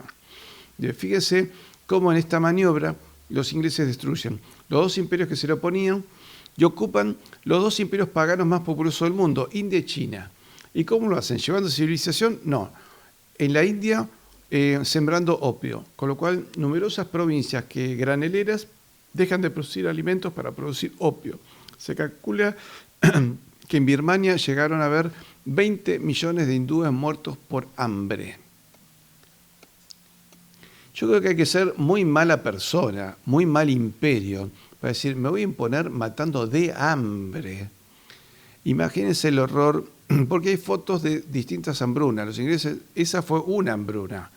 Provocaron no menos de 10 hambrunas en la India. Hay fotos terribles en la India de madres famélicas con sus hijos famélicos en brazos, viendo morir a sus hijos en brazos de hambre. Ese es el legado británico. Un poco quisiera que Pérez Reverte y César Vidal, que tanto aman el Imperio Británico, recuerden estos pequeños detalles, ¿no? Que parece... Yo, lo único que maté en mi vida son moscas. La idea de matar a una persona de hambre me parece un horror. Pero con el opio que sembraban en la India, lo metieron en China. Y se calcula que 1 de cada 4 adultos en China era opiómano y por lo tanto era un muerto en vida. Entonces, el daño que Inglaterra provocó por hambre y por opio en Oriente no baja de 50 a 60 millones de muertos. Calculen que en la Segunda Guerra Mundial murieron 55 millones de personas. Posiblemente Inglaterra en el siglo XIX provocó la misma cantidad de muertos que tuvo Europa en el siglo XX. Entonces, veamos cómo el Imperio Británico en realidad fue un imperio que se construye en base a saquear las reales cajas de Hacienda de toda América, pues saquearon la de Buenos Aires, en Lima también se saqueó, en Perú, en Santa Fe de Bogotá, y por ahí alguna otra más que me olvido, creo que en Caracas también. Entonces, así creo que es muy fácil, ¿no es cierto? Si yo le robo la caja a los demás, luego los ingleses trajeron esclavos, los primeros esclavos eran blancos, eran irlandeses y escoceses. Algunos miembros de la iglesia escocesa, que estaba medio separada de la anglicana, y los irlandeses eran católicos.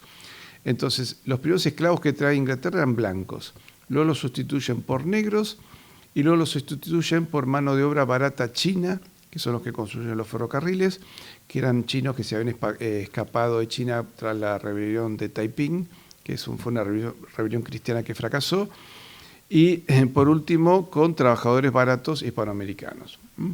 Y en el medio además robándole las mejores tierras a los indios. Esto un día lo charlaba con Alfonso Borrego, que estuvo acá en España, tataranieto de aquel famoso guerrero apache Jerónimo. Y yo le pregunté, ¿cómo era tu antepasado? Mira, mi antepasado vivía en una casa. Los españoles le habían enseñado a construir casas. Él vivía en una casa.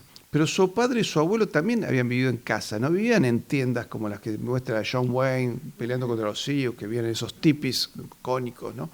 Que eran como un cono. No, vivían en casas. Está bien que los apaches y los Sioux no tenemos nada que ver, ¿no? Nosotros estamos en el sur. Me dice, ¿y él qué era? Él era un chamán, que sea como una suerte de sacerdote, pero un sincretismo, porque también era católico. Me dice, yo soy católico, me dice. Y hablaba español. El problema de mi tribu, de los apaches chiricahuas, es con el blanco anglosajón. Nosotros no tuvimos problemas con el blanco español. Lamentablemente, dice, últimamente, entre los apaches empezó a cundir también la leyenda negra antiespañola. Los norteamericanos se encargaron de hacerle sentir a los apaches que sus problemas no habían nacido con Washington, con la capital de Estados Unidos, sino que sus problemas derivaban de un antiguo problema con los españoles. Entonces me dice, me fui a un lugar donde unos apaches me decían, sí, porque acá vinieron los españoles y mataron 8.000 de los nuestros. Y le dice, el que vino fue Oñate, Juan de Oñate. Sí, mira, Oñate traía 120 hombres armados con arcabuces, ¿no? Que es un tiro por minuto, más o menos. Y vos me decís que 120 españoles con arcabuces vencieron a 8.000 indios que a piedrazos los hubieran derrotado. Bueno, tal vez no eran 8.000. Y además digo, ¿dónde se escondían? Esa meseta, te fue a la meseta. Pero en esta meseta entran 200 personas, 200 indios entran nada más. Entonces, bueno, claro, cierto, tal vez no éramos 8.000, le dijo el otro, ¿no? Tal vez éramos muchos menos. Pero nos robaron mujeres. ¿Cuántas? 350. Vos me podés hacer creer que Oñate, con 120 hombres, 40 frailes que los vigilaban, más sus esposas y sus hijos. ¿Vos me decís que las españolas les iban a aceptar a los soldados que trajesen 350 indias con ellos? Pero se hubiesen agarrado cacerolazos. No me puedes hacer creer que las españolas se iban a aguantar que cada soldado español se llevase 3 indias para cada uno. Además, ¿cómo ibas a mover 350 mujeres que iban a tener la solidaridad de los frailes, de las españolas, de los hijos de las españolas, que cada media hora iban a querer ir al baño? ¿Es cierto? Que iban a tener un montón de molestias, gritando y quejándose todo el camino. Me vas a decir que eso, si Oñate se hubiese hartado hasta acá y hubieran dicho, váyanse, mándense a mudar, no las quiero ni ver. No puedo creer que me digas que Juan de Oñate con 120 hombres logró matar 8.000 indios y llevarse 350 mujeres. Bueno, obviamente que la leyenda negra se cayó ahí, ¿no? Y me dice, tuve que hablar tribu por tribu y buscar en los lugares donde se suponía que habían combatido, y en ningún lugar daban ni las mensuras del lugar, ni las cantidades, ni la potencia de fuego. Y un indio dice, pero usaban arcabuces, pero un arcabuz tira 60 metros, y en 60 metros tiene que matar a uno, y en ese tiempo de lo que tarde los demás indios en correr hasta él, cargar la segunda bala, que no llega. O sea, se iban a defender a garrotazos. O sea, con 8.000 indios los matabas a piedrazos. Bueno, finalmente el trabajo de Borrego realmente es muy interesante. Pero en realidad uno ve toda la historia de América, esos famosos genocidios. Si hubo tantos genocidios, yo le diría a López Obrador, presidente de México, con el cual estoy muy ofendido porque él hasta ahora ha hablado mal del Papa, ha hablado mal de Marcelo Gullo, ha hablado mal de Javier Olivera Rabasi y todavía no ha hablado mal de mí, con lo cual me siento absolutamente ofendido con el gobierno mexicano. Sí, me ha dicho el historiador colombiano Pablo Victoria que ya un venezolano pidió a Maduro la cabeza de él y la mía. Dice, un venezolano está horrorizado porque Pablo Victoria y yo hemos hecho varios videos explicando los crímenes de Bolívar y dice, tiene que tomar medidas con ese traidor colombiano Pablo Victoria y su cómplice argentino Patricio Lanz. Bueno, espero que algún día Maduro me dedique algunas palabras de insulto, con lo cual me sentiré muy elogiado, ¿no? Pero cuando uno escucha a López Obrador, que además, perdón, es de Cantabria, sus abuelos eran de Cantabria, él vino cuando era candidato a presidente, hizo una gira por Cantabria. Lo recibieron parientes de él. Hay un primo de él que parece su doble de riesgo. Si López Obrador fuese un actor de Hollywood y necesitase un doble, lo buscan al primo, es igual. Entonces, él habla de millones de muertos. ¿Dónde están las cunetas con esos muertos? ¿Dónde están las fosas comunes? Pero sí se han encontrado fosas comunes de aztecas asesinados por aztecas. Perdón, de tlaxcaltecas y todas las tribus que estaban sometidas por los aztecas. De esas se han encontrado decenas de miles de calaveras y cadáveres por toda México. De eso sí hay testimonio. Y son tumbas de hace 500 años. ¿Cómo es que no hay tumbas de hace 400, 300 o 200 años de indios muertos por los españoles? De eso no hay fosas comunes. Entonces, empecemos por ese lado. Segundo, sería interesante que López Obrador me explique por qué los indios organizaban ejércitos. El Real Ejército del Perú lo crean los indios de Arequipa. No había un ejército real del Perú. No existía. Y lo dirige un cacique de Arequipa llamado Antonio Navala Huachaca. Y entonces, ¿con qué dinero lo hacían? Porque manejaban cajas propias. ¿Con qué organización? Con la propia de los cabildos y la jerarquía indígena. Entonces, estos caciques se convirtieron en generales. España les reconoce grado de generales. Entonces, ¿por qué no puede explicar Maduro, que también el otro día habló de 140 millones? España mató 140 millones de indios. Yo no sé, con bombas atómicas. Parece que España, por el 1700, tenía una flota de submarinos nucleares con lanzadores balísticos intercontinentales y lanzó 1.400 bombas atómicas para matar 140 millones de indios. Una de las cosas que no explican es por qué los indios se organizaron y pelearon de motu propio por el rey. Antonio Navala Huachaca le dice a los revolucionarios de Perú, desde hace 3 años que ustedes están, no han hecho más que empobrecernos. No hay nadie que no se queje del desastre que ustedes han hecho. Han ofendido nuestra religión, han destruido nuestra economía, nos han asesinado. Ustedes son verdaderos anticristos. Fíjense qué curioso el insulto, ¿no? No es un insulto común. Es un insulto de una persona que entiende el trasfondo espiritual, religioso que está en juego. Uno de los... y esto se da en varios lugares. Hay un artista de la zona de Pasto, en Colombia, que se llama Agustín Agualongo. Era pintor de cuadros. Había una fuerte industria artística en todo lo que era Quito y Colombia. Acuérdense que la gente no se sacaba fotos, tenía que ir a un artista. De ahí la historia de los cuadros esos de los ángeles arcabuceros tan comunes en América. Y Agustín Agualongo, viendo el avance de Bolívar con 7.500 ingleses, porque curiosamente el ejército libertador de Bolívar es tan libertador que era inglés, y él decide enfrentarlo y organiza un ejército. Finalmente hay situaciones terribles. En un momento esta tropa, al mando del general Sucre, iba a entrar también en una localidad de Pasto y Agualongo decide retirar todas sus tropas, pensando que como era Navidad, el pueblo iba a ser respetado. Craso error. Sucre entra con sus tropas y decide matar a todos los hombres. Si había algún español, se lo mataba a golpes para ahorrar balas. Se hicieron piras funerarias y algunos españoles, aún moribundos, o sea, estaban vivos, se los tiraba a las piras funerarias. Las mujeres fueron violadas, niños masacrados, una criatura. Y algunas madres, ante lo inevitable, lo único que pudieron hacer fue negociar quién iba a violar a sus hijas.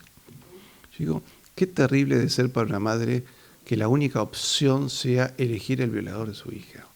Entonces buscaban soldados blancos para que no las violase un negro, por el caso de que quedase embarazada, no tener un chico mulato. Era lo único que pudieron hacer.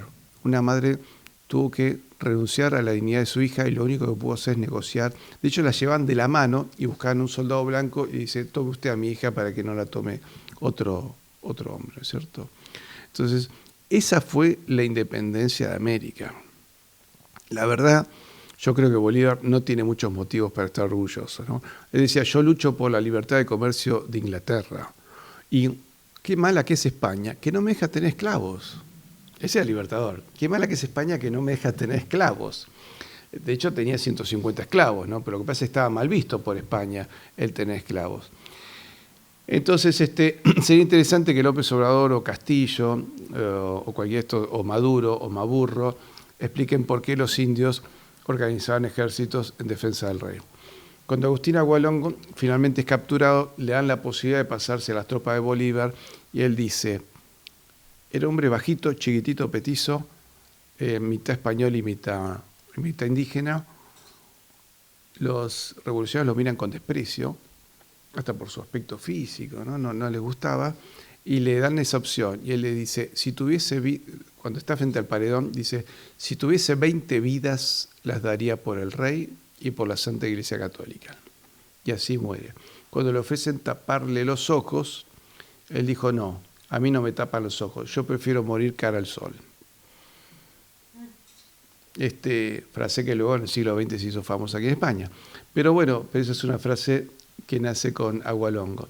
Entonces fíjense cómo el pueblo americano, cuando uno empecé a descubrir que teníamos la moneda más poderosa del mundo, que en realidad éramos un país, de acá hasta California, que teníamos una libertad de comercio con Asia, que manejábamos el comercio con Asia, y que Inglaterra fue buscando punto por punto cómo debilitarnos, incluso en la batalla de Trafalgar.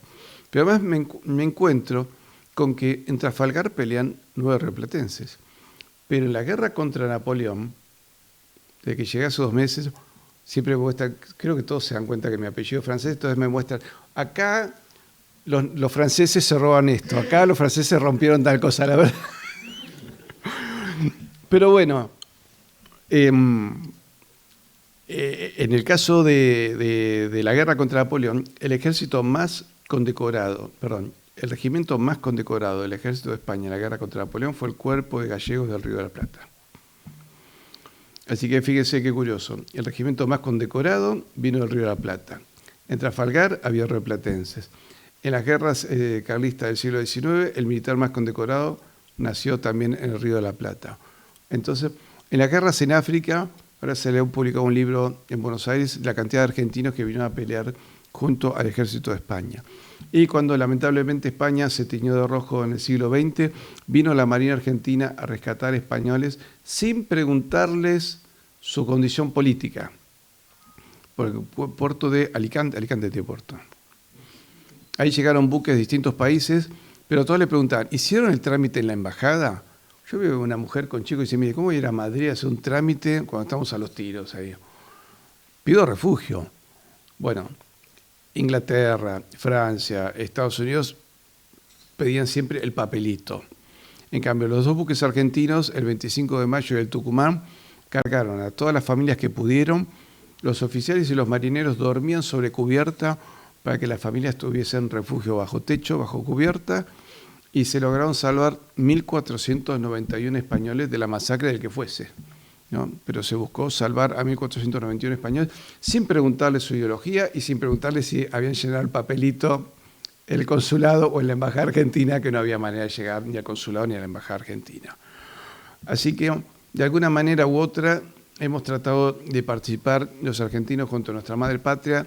La hemos sentido nuestra madre y la seguiremos sintiendo. Es de buen argentino amar España. Nuestros soldados en Malvinas combatían con gritos españoles. Los pilotos de caza argentinos se lanzaban sobre los buques ingleses gritando el nombre de la Virgen de Loreto. Y quiero recordar siempre al teniente Néstor Esteves, oficial de la compañía de comandos del ejército argentino.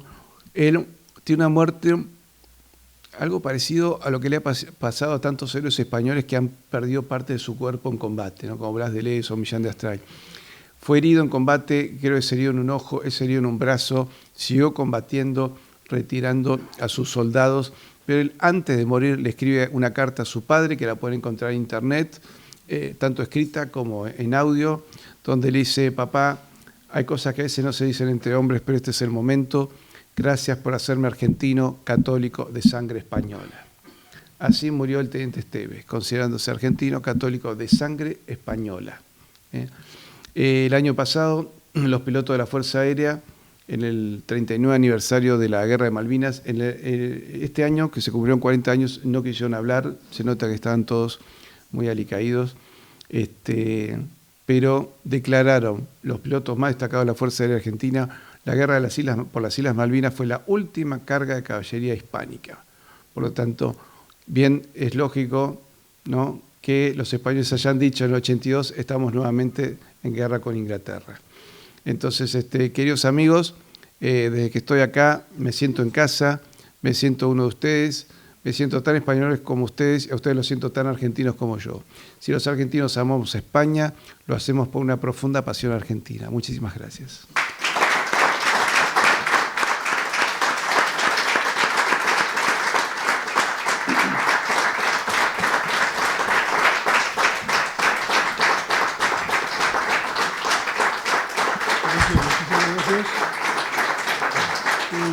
Aquí decimos aquello de que unos tienen la fama y otros cargan la lana. A nosotros nos dieron la mala fama y los ingleses cargaban la lana. Sí. Esto es un pequeño recuerdo.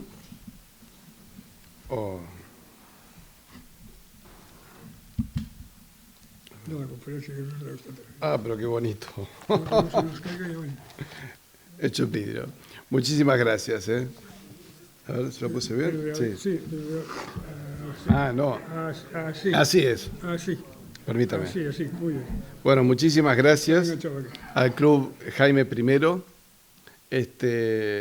Y por supuesto que esta conferencia bajo ningún aspecto fue para ofender a Eduardo Galeano, sino simplemente la muerte de él nos llevó a recapacitar, y cuando escribí la carta lo hice con el mayor respeto tanto a él, al que deseo el descanso eterno, como lo hice con todo mi cariño al pueblo uruguayo, porque yo mismo soy nieto también de abuelo uruguayo, ¿no es cierto?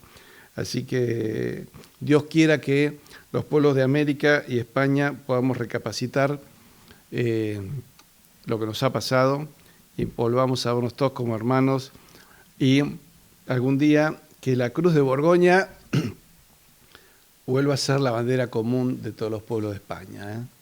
Muy bien.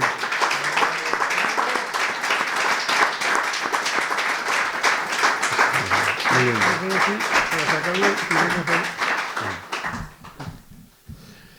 Bueno, si quieren hacer preguntas, con todo gusto. Si las puedo responder, con todo gusto, y si no las puedo responder, pongo cara de ofendido y me escapo. Sí. Agualongo. Agualongo. Sí. O sea, que el cara al sol. No, fue una casualidad, fue una expresión casual, me parece, ¿no? Simplemente dijo eso: yo quiero morir con la cara al sol. No tengo ni idea si cuando se compuso acá la marcha de la Falange conocían esa frase. Simplemente lo comenté como una casualidad. Es decir, me refiero a que eso refleja el espíritu de hidalguía, ¿no es cierto?, del español. Siempre para el español importó más el alma que la billetera, ¿no? Sí, cuando investigué la historia del Real de Ocho me di cuenta, y eso sirvió para que muchos argentinos se dieran cuenta, porque cuando se dieron cuenta de que nos habían robado, ahí empezaron a darse cuenta del resto de la historia, y llevó también a entender la diferencia moral entre un aspecto, entre un mundo y otro, ¿no es cierto? ¿Usted no cree que lo que está ocurriendo ahora a nivel mundial también tiene una lectura escatológica? Sí, por supuesto. Para llegar a esta situación actual, que no para el 2030 nos pretenden una Arcadia feliz, donde sabemos que es un modelo de esclavitud, había que cumplir muchos pasos. Destruir la Iglesia con el Concilio Vaticano II, destruir Europa con 2 guerras mundiales, destruir los imperios cristianos, ¿cierto?, en 1917 y 18, y destruir el imperio español, que era el único que le podía hacer frente al inglés. Entonces, yo me acuerdo que San Martín decía, seamos libres, lo demás no importa nada. Caramba. Cuando alguien me dice eso, perdón, ¿puedo ver la letra chiquita del contrato? Me dice, no, lo demás no importa nada. A ver, mostrame lo que no me dejan leer. Porque lo demás no importa nada significó que de ser una sola moneda a 20 que se deprecian, como yo le dije, 15 ceros perdió nuestra moneda. Entonces, de haber continuado, posiblemente hubiésemos logrado. Además, era una moneda que se acuñaba en base a las necesidades de trabajo, con lo cual tenía una evolución natural. Algunos decían, bueno, que estábamos retrasados con respecto a España, con respecto a Inglaterra, porque Inglaterra se había lanzado a la revolución industrial un poco antes. Los hubiésemos alcanzado en poco tiempo, pero además los pueblos desarrollan los saberes que necesitan. Y España, por ejemplo, desarrolló fuerte conocimiento justamente de la flora y la fauna en América, grandes botánicos, desarrollo de la arquitectura para adaptarse a cada región. No es lo mismo construir en República Dominicana que construir en el sur de Chile, que es un clima muy difícil, con una orografía muy complicada, con mucho frío, con araucanos que eran muy agresivos, que no es que fuesen agresivos con los españoles porque fuesen blancos, eran agresivos con todo porque ellos venían de escaparse de los incas. Pero luego, fíjense que logran una muy buena relación con España, y cuando San Martín cruza tiene problemas con los araucanos que lo hostigan permanentemente. Yo logré contar combates entre indios de Chile y las fuerzas revolucionarias y republicanas de Chile en 42 oportunidades. 26 fueron victorias aborígenes. 26. La última resistencia, el último triunfo de ellos fue en 1832, Carmen de Patagones, al sur de la provincia de Buenos Aires, donde los indios combatían con la Cruz de Borgoña.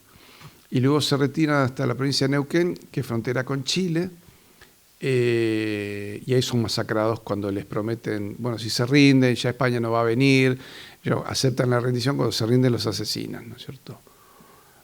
Pero todavía hoy, en el archipiélago de Chiloé, sur de Chile, cuando ellos tienen alguna disputa con el gobierno central de Santiago, ellos sacan la bandera. Yo he visto una foto del alcalde de Chiloé con la roja igualda, diciéndole, recordamos al gobierno de Santiago que nosotros fuimos chilenizados a la fuerza.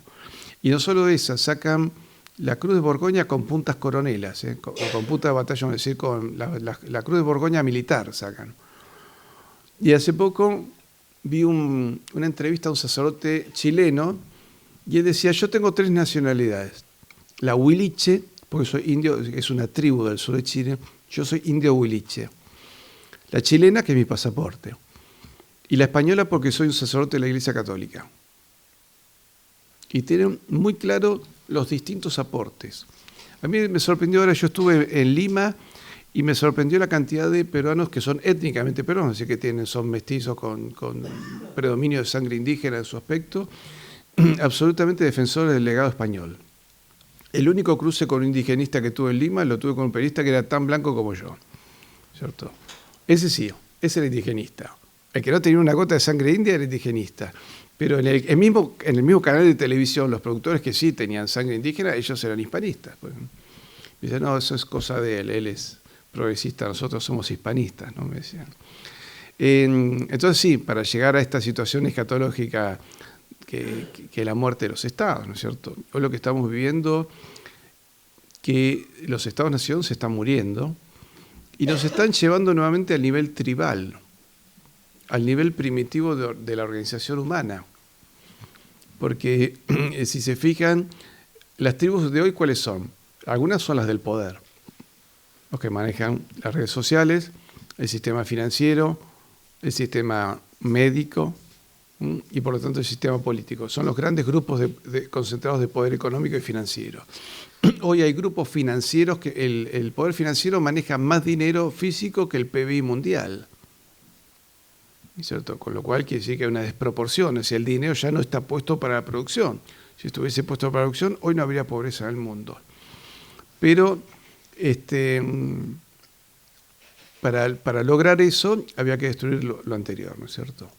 Entonces, esas son unas tribus, las tribus del poder. Y las otras tribus son las que nos quedan a nosotros.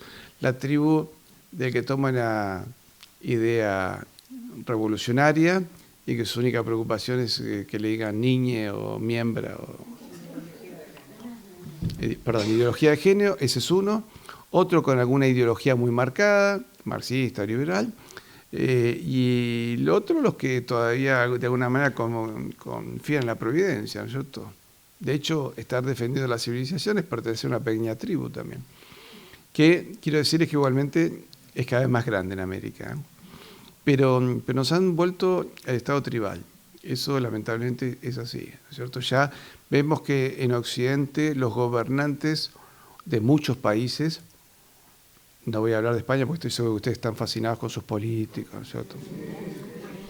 No quiero meterme en eso, pero vemos que ya no hay gobernantes que defiendan los intereses nacionales. Exactamente. Entonces, y no solo eso, vemos que los gobernantes de hoy son cada vez más incompetentes culturalmente. Son gente que da vergüenza. Hay presidentes a nivel mundial que uno me dice, estos parecen robots con el software mal diseñado, ¿no? Porque hacen cosas.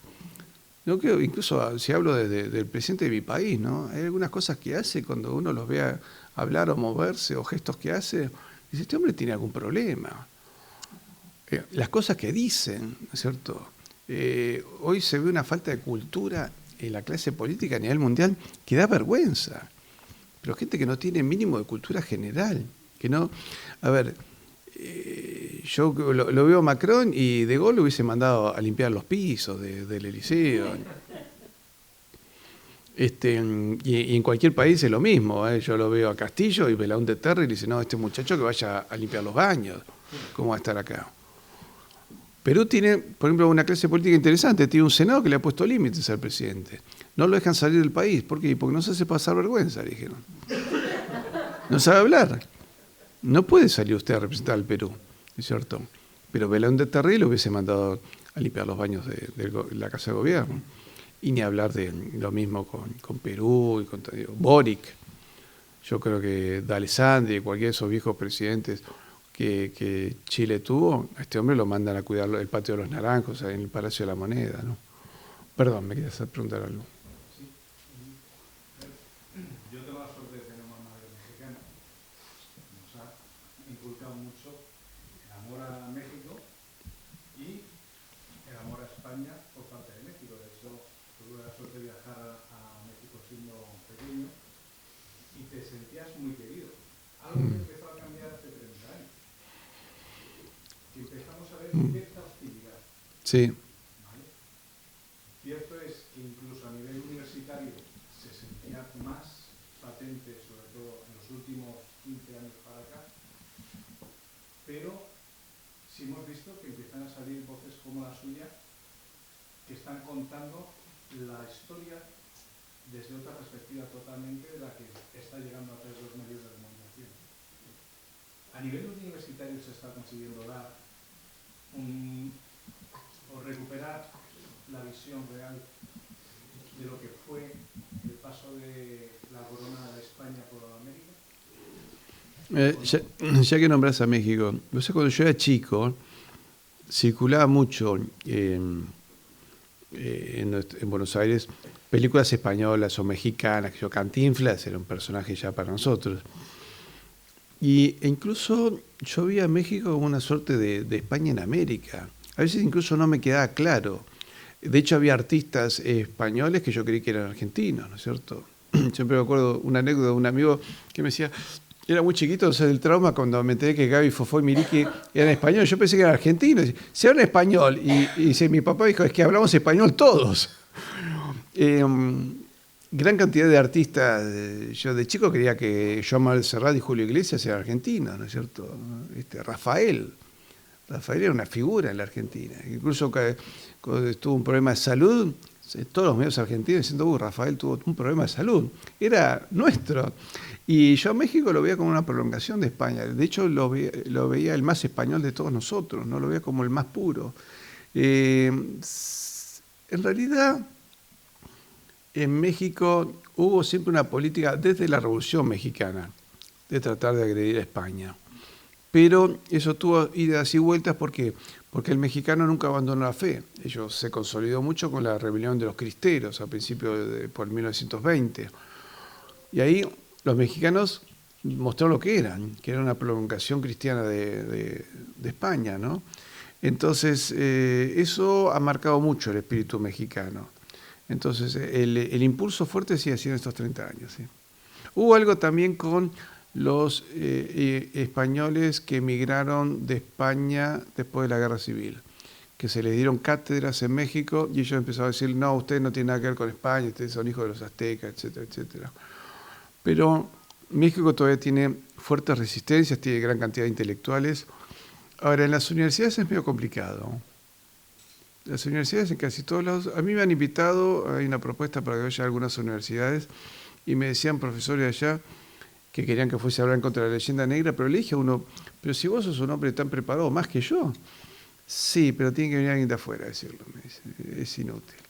Y en Argentina, sí, se intenta también meter la leyenda negra antiespañola. Lo que pasa es que tenemos algunos anticuerpos fuertes en la Argentina, ¿no? Vos pensás que para nosotros la guerra de Malvinas nos marcó mucho y el progresismo choca todavía con la cantidad, hay más de 10.000 veteranos que todavía están vivos, ¿no? Entonces cuando nos quieren bajar la bandera para poner otra bandera, sobre todo banderas multicolores, saltan enseguida los veteranos de guerra y saltan con los hijos, con los nietos, con los vecinos, con los amigos, y entonces tenemos algunos anticuerpos. Y después, bueno, en Argentina el tema de la defensa de la hispanidad ha sido motivo de todas las ideologías, ¿eh? No es un tema de... Una vez me dijo uno, lo que pasa es que usted es un carca que va a misa. Sí, pero Manuel Ugarte era comunista. Y Hernández Arregui también. Y Jorge Abelardo Ramos también. Blas Alberti también. ¿Ellos qué le vas a decir? Que son carcas, ¿de qué le vas a decir? Entonces, eso nos ha permitido equilibrar bastante, ¿no es cierto? Hoy hay periodistas en la Argentina que defienden los mismos valores que yo en la televisión, que te hablan de la historia de la moneda española, del Real de A8, y ya muchísima gente. A mí me llama la atención en Buenos Aires cruzarme con chicos adolescentes que me separan para sacarse una selfie conmigo. Yo nunca me imaginé que un chico de 16 años me iba a parar para decir que se quiere sacar una foto conmigo, ¿no? Que si yo fuese una estrella de rock. Pero sí, curiosamente, el rockero más importante de la Argentina me llamó un día a mi casa, que le reconocí la voz, y me dice, te invito a mi casa, vive en medio del campo. Cuando digo en medio del campo, tiene una casa y alrededor de estancia, no hay nada. Y estuvimos charlando y él, por ejemplo, en sus recitales pone la bandera argentina, que es de la Casa de Borbón, la Cruz de Borgoña, que es la Casa de Austria, y los discursos de Marcelo Gullo, y luego de él da su discurso, da su recital. ¿No es cierto? Entonces, hoy los regimientos argentinos que portan simbología española lo vuelven a mostrar en público. Antes un tema privado, que lo guardan para ellos. Hoy hacen videos, lo suben. El Colegio Militar de la Nación hizo algo similar a la Legión, cantó El novio de la muerte y desfiló con un crucifijo. Es decir, hay cosas que se están dando. ¿Sí? ¿Y no hay actividad contraria? Por ejemplo, estoy pensando en Felipe Piña. Me tiró ahí un par de tweets a ver si yo picaba. Lo entrevistaron justamente de México a Felipe Piña y le preguntaron, ¿usted qué opina de este hispanismo con esta gente como Pedro Insúa, Elvira Roca Barea, Francisco Núñez del Arco iba a nombrar, y Patricio Lons, y ahí puso una mueca. Y yo no sé a qué viene esto, esta gente retrasa 500 años, sí, alguna cosa se le puede reconocer a España, a los jesuitas y la educación, una cosa muy, muy vaga, ¿no? Pero me parece que debatir con él sería una lucha inútil. Una lucha inútil. Porque además, plantea sin sentido, ¿no es cierto? Y después, bueno, ahora sí ha salido un joven liberal que él ama a Bartolomé Las Casas y a criticar la leyenda rosa hispanista. Yo no planteo ninguna leyenda rosa. Es decir, el Imperio Español, como toda la vida que en los siglos XVI, XVII, XVIII, era dura, ¿no es cierto? Y la ley se imponía con severidad, pero era una sociedad creo que mucho más justa que ahora, ¿no? Los gobernantes no se metían en las sábanas de uno. Es decir, no, ahora el modelo de familia son 40 modelos de familia. Vos tendréis que ver si no discriminás y, bueno, estamos en una situación de loco, ¿no es cierto? Que ya los padres no tienen patria potestad sobre los hijos, ¿cierto? Sino que hay que ver el niño que se percibe. Si le vamos a hacer caso a lo que se perciben los chicos, el mundo estaría lleno de sheriff, astronautas, hadas, ¿no es cierto? Claro, bomberos y de piratas. ¿Cierto? Si un chico le vas a permitir que se mutile por lo que percibe, y tendrías hoy un montón de mutilados que le tendrían pata de palo. ¿A qué chico no le gusta jugar a los piratas? O los caballeros andantes. Entonces, tendríamos tipos vestidos con hojalata, caminando por la calle, porque me siento el rey Arturo. Entonces, esa sociedad era más justa, por lo menos no se metía en mi casa, lo cual ya es bastante de agradecer. Segundo, no se metía en mi bolsillo. Tercero, me generaba las oportunidades de ganar el mercado del mundo. O sea, un hombre en lo que es Argentina podía tener vacas, convertirla en montura, esa montura llevarla hasta Valparaíso, ahí subirla al galeón de Manila y terminaba siendo vendida en Asia. Y a su vez el hombre le podía comprar sedas chinas a su mujer. O sea, se sabe que, por lo menos encontré relatos en México, tal vez tu familia lo pueda confirmar, de mexicanas indígenas o mestizas o mulatas o blancas que se vestían con seda china. Yo quisiera ver cuántas mexicanos se pueden comprar un vestido de seda chino. Debe costar una fortuna, no tengo ni idea, ¿no? Pero las mujeres podrán asesorarme, pero un vestido de seda debe ser algo caro, ¿no es cierto? Y eso lo podían hacer. Es decir, ahora sí, el canal Hispaunidad, que les recomiendo mucho, hizo un cálculo con un trabajo que hizo Úrsula Camba, una historiadora mexicana, y el poder de compra de un trabajador medio novohispano del 1800 era equivalente a un salario hoy de 3.600 euros. Y se consideraban que todavía eran pobres, pero Alexander Humboldt, cuando vio América, dijo: no veo pueblos más felices que los gobernados por España. Dice, ganan de 4, 6 o 7 veces más que un trabajador europeo, que un trabajador alemán. Entonces, si se fijan, ¿vieron todos los cuentos que vemos de los hermanos Grimm, del niño que sufre, ¿no es cierto? Blancanieves y los 7 enanitos? Son todos dramas de chicos. ¿Por qué? Porque la guerra de religión y la revolución industrial dejó un montón de huérfanos. Pero si se fijan, son todos dramas de criaturas. Caperucita Roja, todo lo que ves son dramas de una criatura que le pasa algo terrible. Esos fueron los cuentos con que alimentaron nuestra niñez. Y eso se dio en el mundo protestante. Habría que buscar cuentos españoles de 1800 como son, pero estoy seguro que eran más alegres. ¿Es cierto? Es decir, yo noto el español es una persona mucho más alegre. Eso que decía Ramiro de Maeztu, Inglaterra es un pueblo sombrío, ¿no? Hablan las máquinas y callan los hombres. Me parece terrible eso. Así que sí, se veía mejor el Imperio Español. Gracias. Bueno, lo que sí les pido a todos, los invito a que se suscriban a mi canal en YouTube, Historia con Patricio Lons. Así quiero... Sí, es fácil, pongan Historia con Patricio, el único que salta es el mío. Y por supuesto después, bueno, nos sacamos fotos afuera. Muchísimas gracias. ¿Te nos puedes hacer una dedicatoria para el libro?